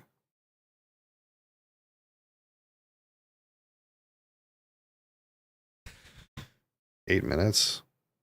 Maybe we'll just get to the bad part. Even kids. No. Hey everybody, I'm Alabama Boss, and this is another episode of Poor Taste Absinthe. Okay, so I have done the absinthe thing once before. Based on the comments, I done it wrong. Most of the comments were surrounding the fire that I made that shattered the glass. Good damn, what is... Oh, it exploded the glass. Since I screwed up the other video The fuck was that? I decided it'd be better if I used the strongest absinthe in the world. Oh, What? How did he break a glass?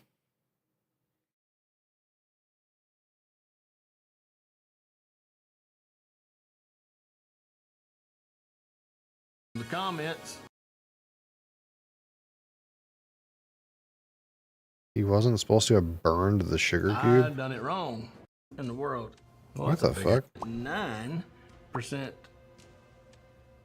volume. Okay, so this is the issue here, okay? This is not...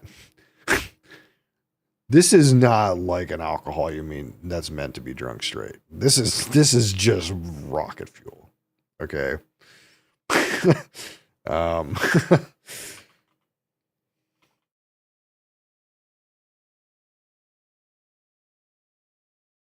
What's the percentage of the ones that are in Alberta, out of curiosity?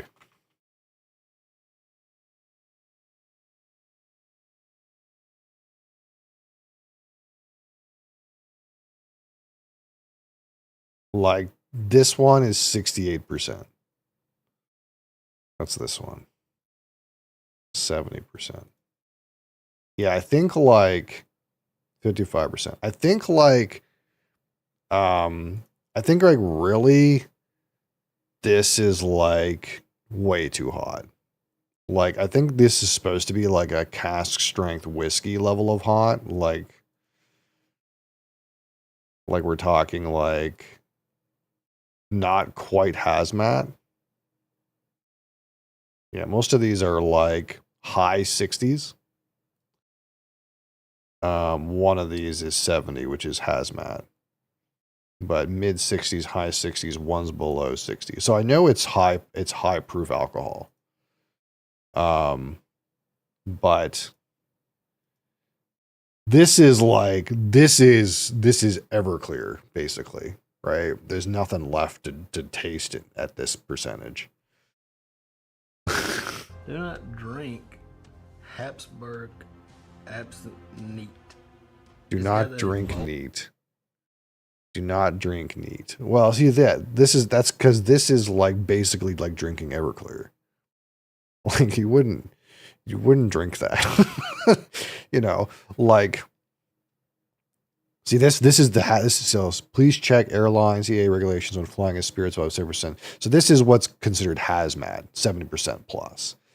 And most of these absinthes are in the high 60s. And that's like the same proof as like a barrel strength bourbon that was aged in a hot state. So, you know, you can drink 65% straight. This is just Everclear, basically. This is high flavor, yeah. So it's Old and see, so it talks about it here, but prepared traditional recipe infused with this thing, also known as Grand Wormwood. So it is a high proof liqueur that is infused with wormwood. That's basically what absinthe is. So basically the flavor is like a bitter green woody flavor as far as I understand. And that's like aggressive enough. But the problem with this is it's not going to taste like bitter green wood. It's just going to taste like burning. Because this is just too. This is Everclear. That means don't drink it out of the bottle, right? Well, that'd be neat. Do not drink it neat. Stinks bad. Well, yeah, it's just alcohol, brother. That's straight alcohol. The fact that he's holding it that long is impressive, though. He's tolerated some stuff. Oh, he spit it out. Not a good look. Oh my god. That's not a flavor issue. That's a my mouth is on fire issue. Who done this? He fucking chases it with a beer. Holy fuck. Okay, brother. It's a little much. Gonna put the. But even like with this much sugar, Alright, so with cold water. there's like I'm no going to way. Slowly drizzle. Okay, so this is what he did wrong last time, is I think he just put the cube straight in here. Which it'll burn because this is just fucking straight alcohol. Like, so this method here is gonna dilute the fucking drink as well. He tried to melt it with fire. Oh, that's not right either. Over this so it dissolves. I mean, this is ridiculous. I don't think this is quite how you're supposed to do This it. is But not dissolving. what is going on? I don't know, Crix. I really don't know. Who does? Nobody does this. This is a gimmick. I'm not gonna be. Oh, we could have used sweet and low, but nope, here it is. Look at that. The fire was better. I don't give a shit if it was right or not. Well, there's a little more sugar. I just want to get a little more. That's a lot more water than I think you're supposed to use. But All right. at least this is probably drinkable now. So, like, what would this cost me if I went? TJ goes to absent bars. Why do you put ice in it? I guess I missed that part. You drank these? Like on purpose? Is that absinthe? It's not normal absinthe. It's like Everclear, basically. It's gimmick absinthe. It's like 90% alcohol. Once. Well, apparently I'll f***ing try it twice. I hope I can at least swallow it. So no wormwood? Oh no, there's wormwood in it. It's just 90% alcohol. Like we were just discussing, is like most absinthe is like between 60 and 70% alcohol. That way you could taste something. This thing that he has is 90% alcohol. So it's basically Everclear. That's strange. Yeah, he put so much water in it, there's no way that it tastes like much now. That sugar did some science to that alcohol. It did some side. No, that's the like fact that you poured like a whole cup of water in it.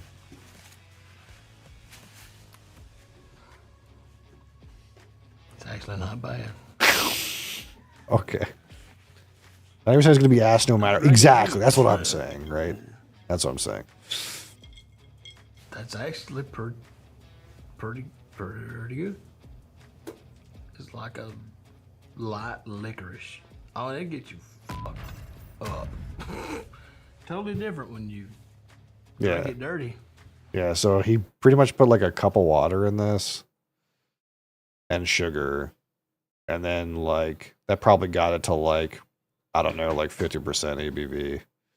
So it's still like pretty hot for a, like something that looks like this, but anyway. We'll probably do it at some point. I won't do it like that, but traditionally, yeah. But that's because it's like the flavor itself is like really bitter. It's bitter wood. Yeah, like that thing there where he's like dumping water on. I don't think it's like you're supposed to like dump so much water in. Especially, I think you're supposed to just put a little bit on the spoon with the cube, right? And then the cube breaks apart. But you don't put that much, right? You don't like dilute the shit out of it. You don't like keep pouring water until it dissolves. I think you just put a little bit and it starts to dissolve over time into the drink. But that's what the spoon is for. The spoon, the spatula looking thing. Anyway, but that's not what we're doing today. We'll do that someday. Instead, we're doing green chartreuse. That's actually what we're doing. It might have wormwood in it, but it has 130 herbs and plants in it. So if it's one of them, I don't know, but nobody knows because the chartreuse and monks have a secret recipe, and that's what this is.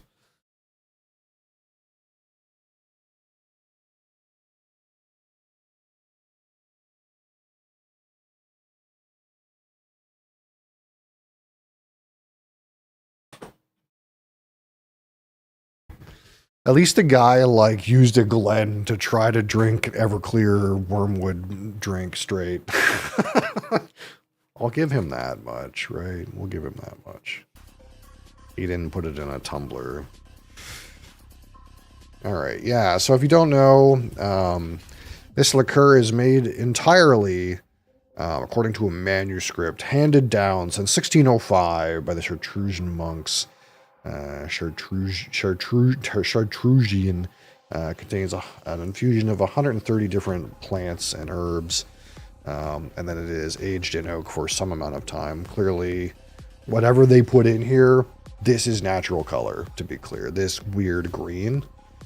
Barrel age plus whatever they infuse this with, this is actually the color it comes out as. This is not food coloring. So poison ivy is their secret, perhaps. This is 55% alcohol, so it is not 90% alcohol. So it is typically enjoyed neat or on the rocks as a after dinner digestive. It is considered a liqueur, but I don't think it's like loaded with sugar or anything. I think it's like probably going to be pretty herbal.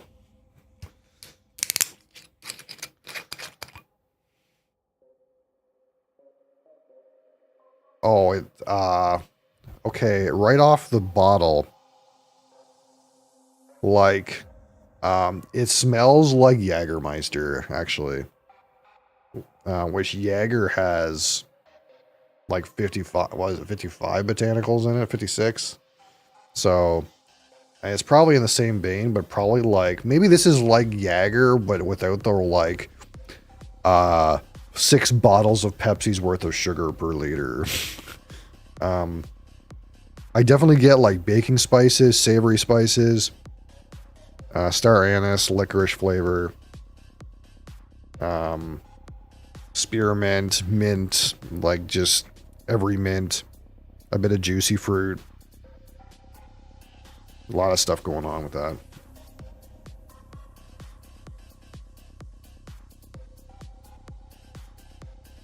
It looks kind of thick. I don't know if this is diluted, but 55% would imply there's probably some kind of water dilution. But it is, again, through secret recipe. I don't know the difference between the yellow and the green, so there's also a yellow variant of this. I don't know. I can't remember. Someone said something about, what is it with this where it's like 2 different sets of monks and they know their own recipe, but they don't know the other monk's recipe. And then they combine the recipes together, even though they don't know the other half. It's like something like that.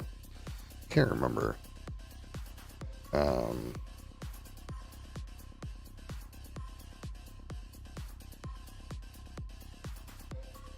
Monk liquor gang colors, something like that. So the green is more herbal and spicy, and the yellow is sweeter and milder. So this is the more robust one, which of course is what we go for anyway. Let's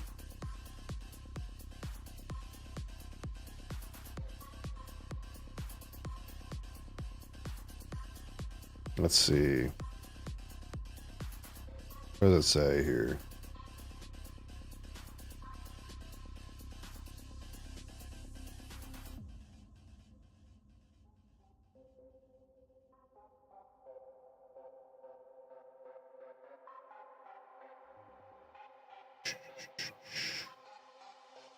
I'm trying to read that thing about something about like only certain ones know the recipe kind of thing.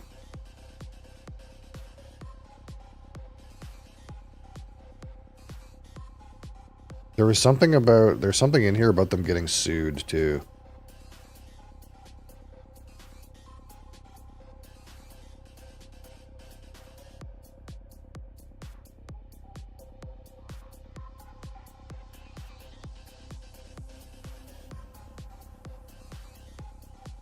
So okay, so how it is there's two monks, only two dudes, okay?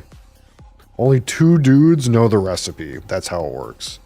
So like the process of making it, like they all I think there's probably like a bunch of them, but the specific recipe handed down in the manuscript since 1605, there's only two guys that know the recipe from the manuscript, and probably when one dies, another one gets picked to replace him. That's probably how it works.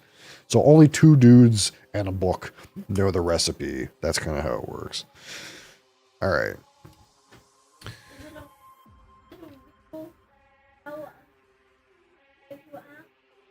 They're not going to tell you, bud, that it's a secret.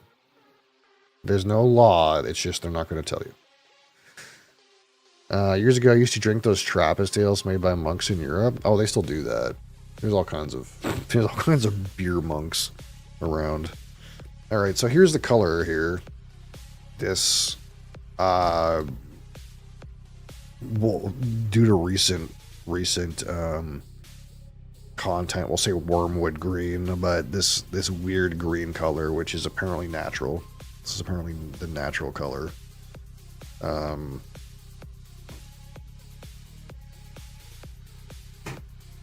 Again, this is about 55% alcohol, so this is about overproof. I don't know what they distill it at, but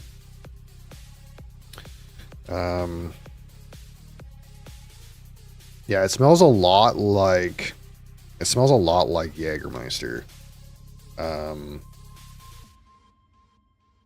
It smells like a mix of Jägermeister and gin. It's like Jaeger without the like syrupy sweet part. But it's also kind of like gin, and it's like has this kind of like piney and spicy, like spiky. I mean, kind of like gin. There's like a torrent of baking spices, savory spices. Again, like sweet mints, like spearmint. Slight like juicy fruit.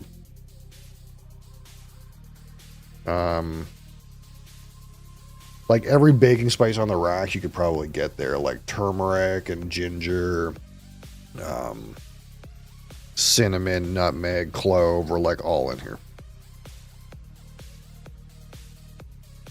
Like I just got something that to me smells like gingerbread cookies. And then, you know, you get like spearmint and like woodsiness and pine. If it has like 130 herbs, it probably has the whole damn spice section. Yeah, probably, right? Like, I get the feeling they're probably fresh rather than like the, you know, the dry stuff. But, the interesting part about this is kind of like, there's a kind of like a potpourri of different things in here. And like when you go to nose it, your brain kind of latches onto something and is like, oh, this part is like this, and then kind of like tries to think about the stuff around it. So it's kind of interesting in that way. Because it's like it's almost like you get everything all at once. You get all of it, but your brain latches onto some part. And it's like, oh, the sweet spearmint and evergreen and this sort of thing. Oh, and then this time you latch onto like the baking spice part, and it's like, oh, it's like turmeric and cloves and cinnamon, ginger, and there is a sweetness about it too, though.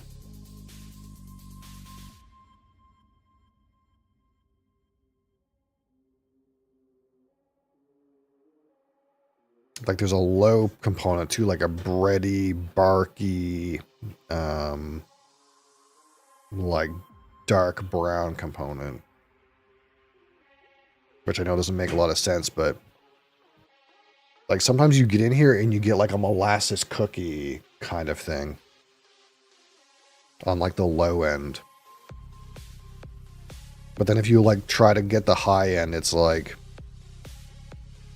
mint and evergreen trees, pine. This kind of idea, like it kind of just depends on whatever your brain decides to grab onto. So that's kind of cool. All right. So green chartreuse on the palate. Cheers.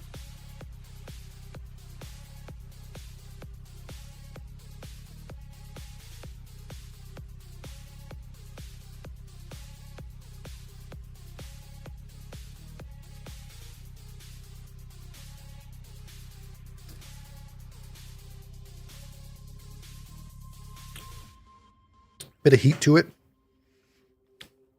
In a nice way, though.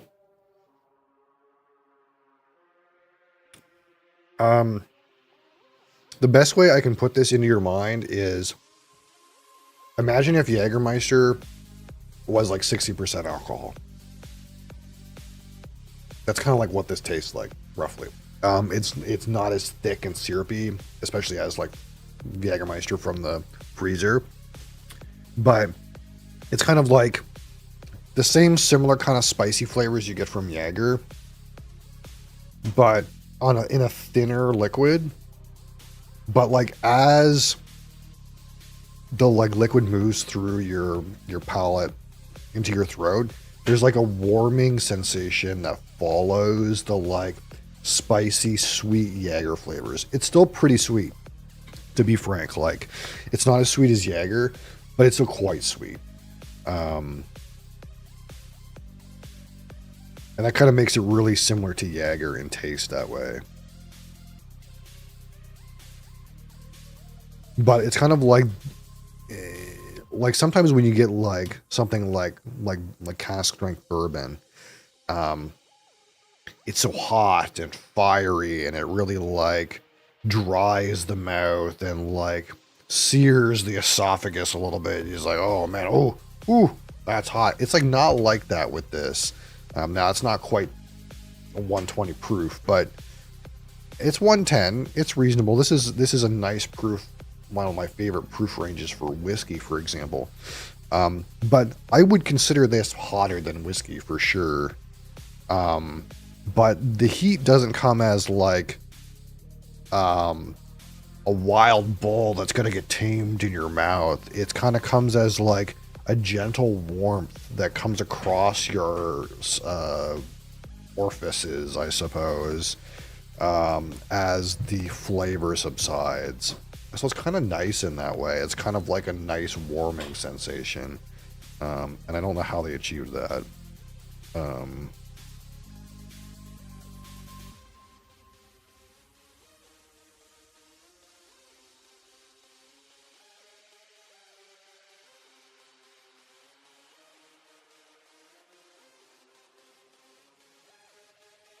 Mhm.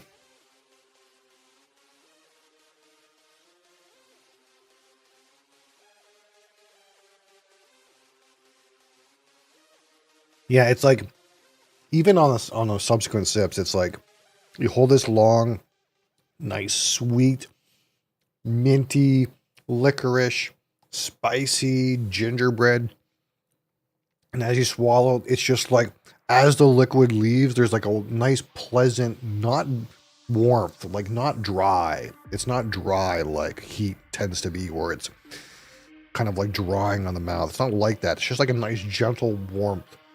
Kind of like goes through your palate and through your esophagus, and yeah, like I think like after dinner, oh perfect. Winter neat, absolutely. There's enough like kind of ginger and Christmassy kind of spices in here that like on a winter's day, I suppose you could have this. It's got a nice warmth to it, but it's not like aggressive in its warmth. It's not as we would call like like it's hot, but I hate to say the word hot because when we're talking about neat alcohol and you say hot, you're like, whew, that's like aggressive on my senses. And it's not that. It's a gentle warmth. So like that, it's like, you know, a gentle warmth, Christmas and baking spices, some nice peppermint, spearmint, like perfect for January, really, like, or even, you know, Christmas time, like, what I might do is we might, since this is similar to Jaeger, I'm gonna pour a little bit of Jaeger, and we'll kind of just feel like see what it feels like side to side. But this one's way hotter, way less sweet. You get more of the spices, I think. It's also like not as thick, right?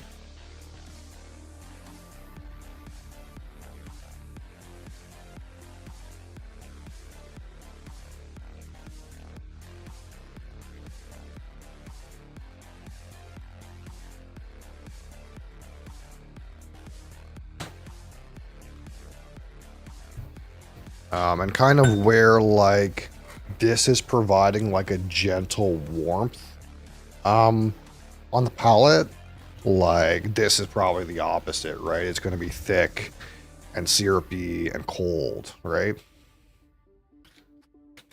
There's not enough alcohol in here to provide that kind of warming impact. And obviously out of the freezer, it's the opposite of warm. Or I guess I can put that here just so we know what we're talking about. I get that I have that knee-jerk reaction. Take something out of the fridge, put it back in the fridge, but this isn't going to go bad.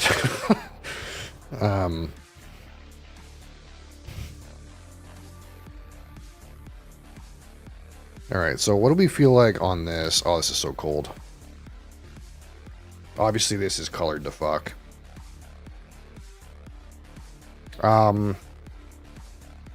So off the rip, this smells like it's been smelling, and sweet and herbal, you know, whatever. This doesn't smell like anything. It smells like a faint amount of black licorice. So this is so cold, the aromas are closed off. It might help if it warms up. But to just like give a comparison of like the strength and intensity of these flavors, this just instantly reminded me of this as soon as I nosed it. But to go from this to this may as well smell like nothing. It has like no aroma. It has a slight dark licorice, all sorts, to it. But it's, I really got to get in there. And kind of maybe what we're learning is like this green shirt. This is the big boy version of Jaeger. That's what kind of where I'm going with this, I think. Let's try this one again.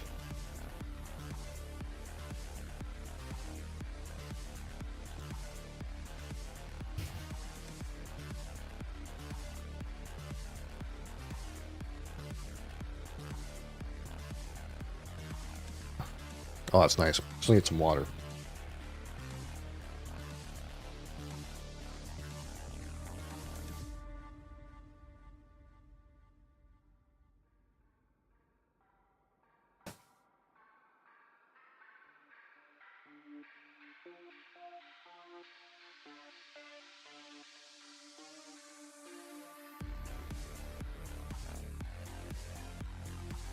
Like, I don't know what this Jaeger's going to taste like in comparison, but to be honest, this might just be straight better. And of course, it's like 3 times the price or something.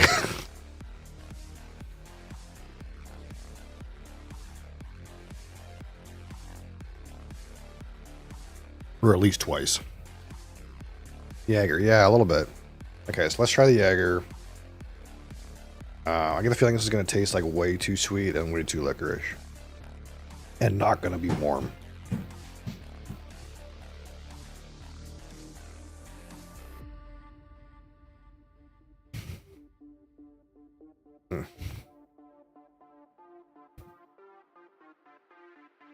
Way more sugar. Way more licorice. Way more cough syrup. Thicker.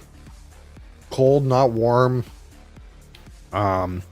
More on the darker notes, like more on the molasses kind of note. More on the like gingerbread kind of note. Not that those are gone, like non-existent on the chartreuse, but it's like more in that sweeter, in the sweeter realm. Like this is just like, to me, this is more my thing. I think it's like pretty clear that this is like way more what I would prefer. I didn't know that this existed though when I liked this. You want to try this? Chartreuse. Herbal liqueur.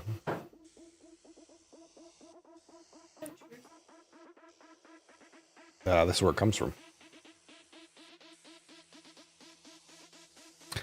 Somewhat. Oh, smells like Christmas. It smells like Christmas, yeah. I don't know if it's good or not though. Like, I like it. It's like, but I like Jaeger though. It's like a better version of Jaeger to me. It's like you turned up the Jaeger. it smells like Christmas. It smells like Spearmint and baking spices, gingerbread, pine tree.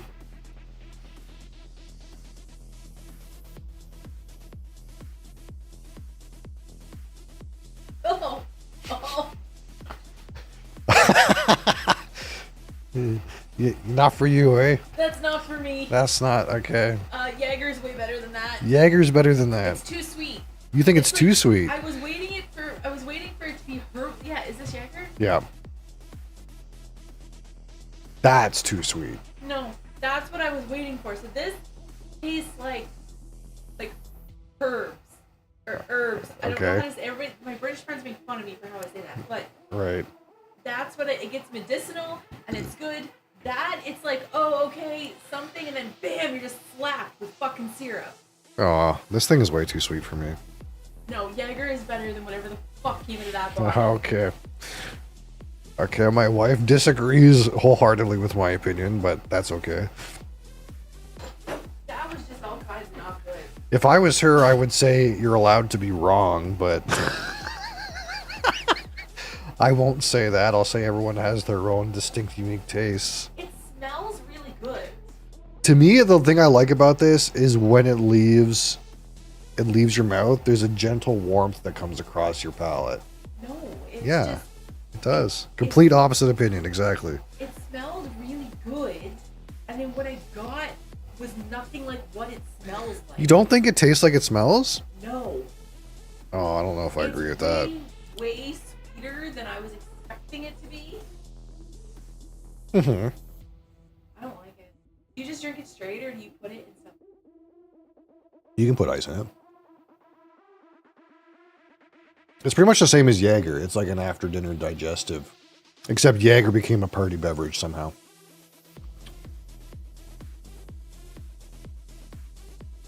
Diet. Oh, I like this one better, for sure. Fucking throw everything up. It's not close. Try it again. Does it help? Does it help that only 2 Carthusian monks know the recipe based off a manuscript from 1605? Tastes Well, it's because it does come from 1605. like this particular bottle. You fucking Oh, found it I somewhere. mean, no, this Bottom bottle of the was swamp. this bottle was not. Not eat it. It's not peated. That's true. We successfully converted Mom. She's a peat head now. It's not peated, so she doesn't like it. Oh. I wish I could video the reaction to this drink. It's better than that redneck drinking absinthe we looked at earlier. Even just It's better. even when I'm expecting it, like I can't. It's kind of interesting because I can't identify what I don't like, but whatever it is, it makes me want to gag. Like, You don't know what you don't like about I it. don't know. It's the sweetness is wrong. The sweetness is wrong. Compared like with the like this, it's like sweet spearmint. Like it's not Yeah, right. it's nice. Like It's sweet spearmint and it's wrong. but That's what I'm there's something understanding. else in there that as soon as it touches my tongue, it's a gag reflex. You're getting a gag reflex from Like it. it's literally like a want to gag. Oh. Get it the fuck out of my mouth. I don't know. I don't know that. I think it's nice. Congratulations, you're crazier than I am. Should I mix it with Jaeger? Don't ruin the Jaeger. Like I like drinking Jaeger on its own. I like Jaeger on its own. All right, guys. Let's mix them.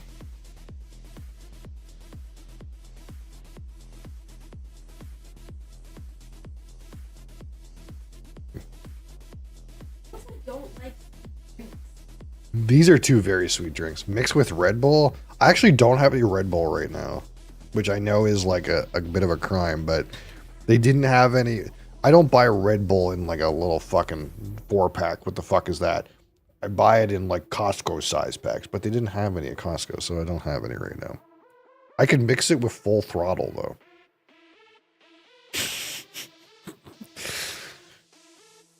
All right, so this is like roughly half chartreuse, half Jägermeister. The molasses popped out for me.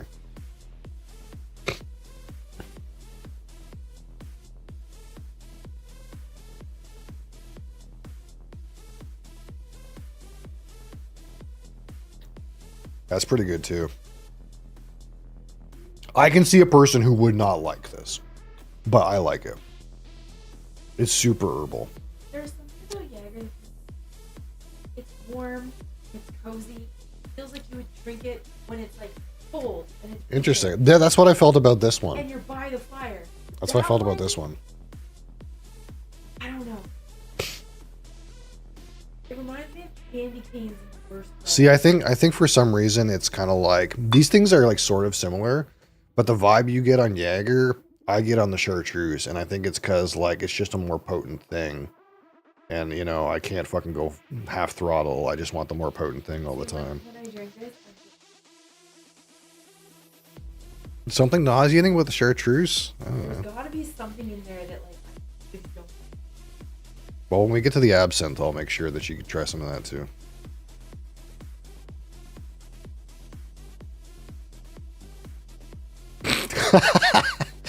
Shit.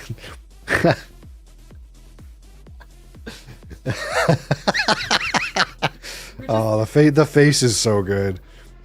I wish I could show you guys. It's like something Hi, Chris. toothpaste. Put toothpaste, Jaeger. toothpaste in Jaeger. Yeah, it's not pleasant. I don't know.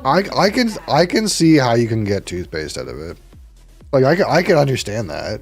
I don't have an issue with it though. My body is a physical reaction.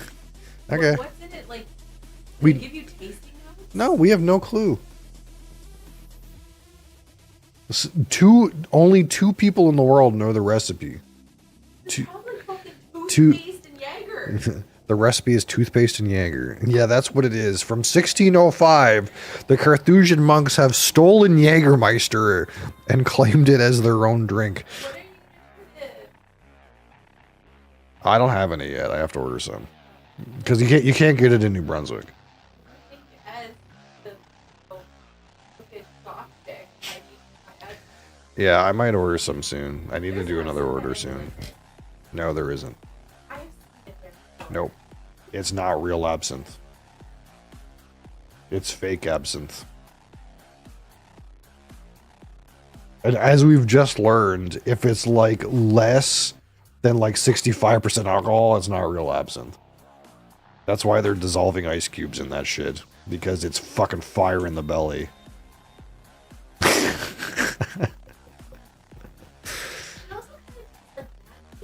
It tastes like bad gin. There is a gin vibe to it, yeah. It's kind to me like the way I would describe it is it's like if Jaeger, instead of being like a thick cough syrup out of the freezer, if Jaeger was a gin. That's kind of like what it's like. It's still really sweet though.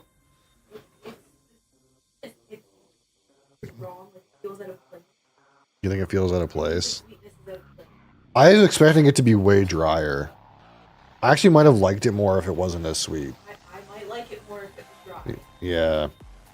I think for me, if it was less sweet, it would be better. It's like coffee, But I think the way it is, I still like it better than the Jaeger.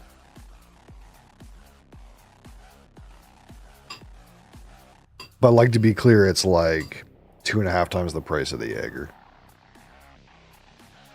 Like this is like $18 and this is like $45. $40. $40 too much.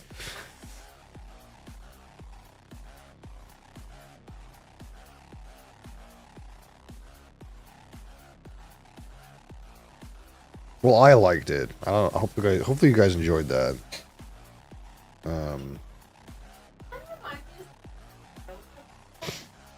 Like I honestly think maybe the Jaeger is like meant to like mimic the Chartreuse. The Chartreuse is way older. Because these are both cold macerated and matured in oak. Both of them. But the Jaeger is 20% less alcohol and it's got like probably twice as much sugar. Oh, yeah. The offending bottle. That's natural color too. That's like actually what it is when they finish it. It's not like there's no dye in it. It just turns out green.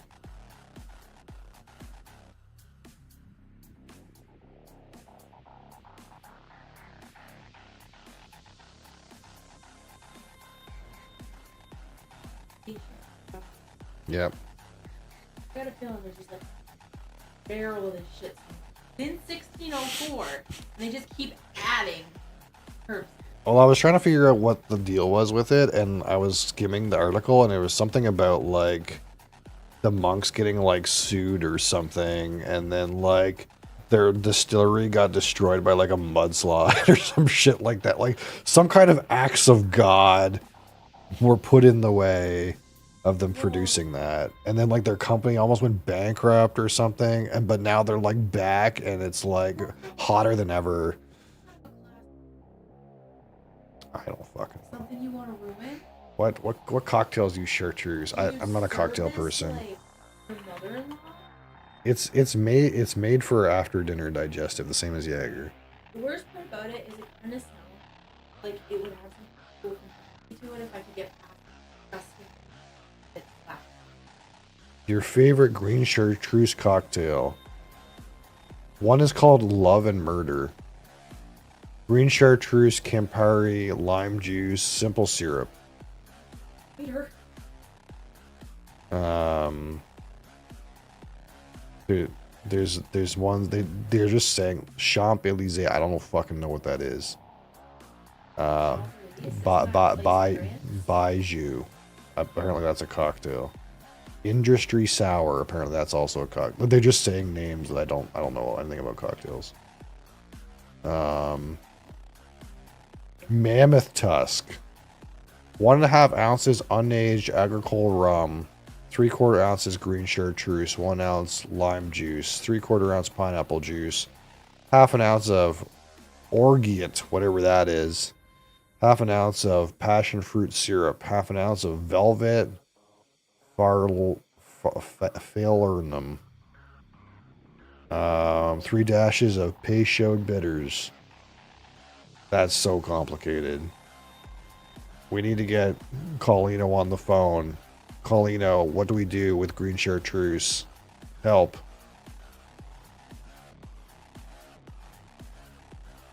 A new... What is a Bijou? cocktail.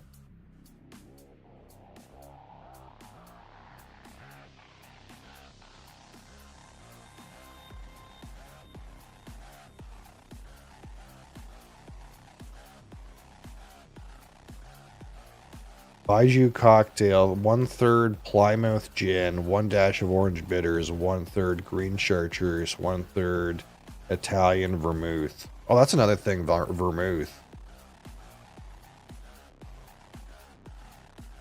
Can you get vermouth around here? I don't care. You think that's gonna stop me? I just watched a guy drink 90% alcohol absinthe. That's not gonna stop me. No, that's not meant to be drank. 90% alcohol. 95.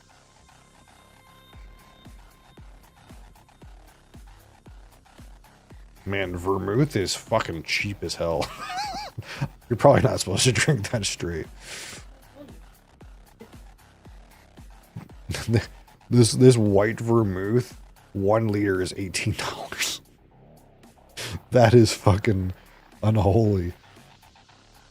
Vanilla and herbs, that's what it says it tastes like. He's like fucking vanilla extract and spearmint. Refreshing, herbal. Your alcohol's measured in liters. It's not going to be refreshing. What? What do you mean?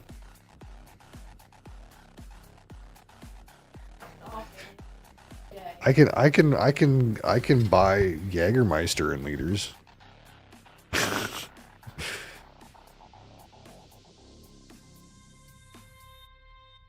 What's the biggest Jaeger you can buy around here? I'm curious. 1.14 liters. That's a thick one. Why does it say my preferred store is not my preferred store? Don't do that.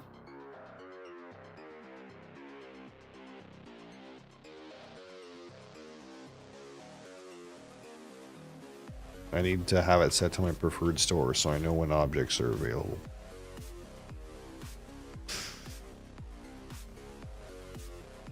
Set my preferred store.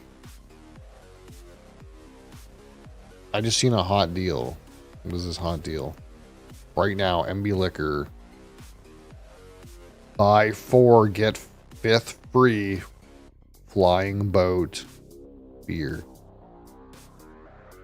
That's hot. That's a hot deal right there.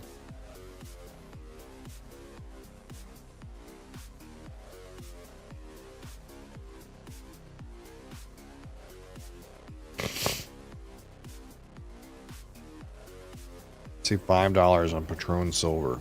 Holy shit.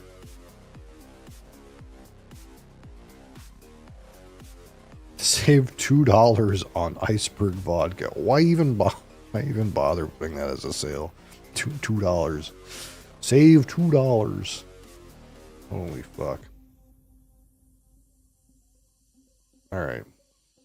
That was mildly entertaining. Thank you guys for watching.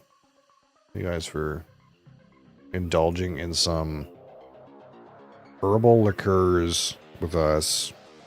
Tomorrow we'll do live review as we tend to do. We'll also play Final Fantasy 3. I don't know how much more Final Fantasy 3 there is, but at least one more day, probably a few. I'm not hating that game though. It's not bad. Final Fantasy 3 not bad. 2 was god awful, but 3, you know, it's not bad. And then yeah, plenty of games this weekend. Thank you guys for being here. Appreciate you. I'll be back tomorrow. Same time, same place, same shit. Until next time. Peace.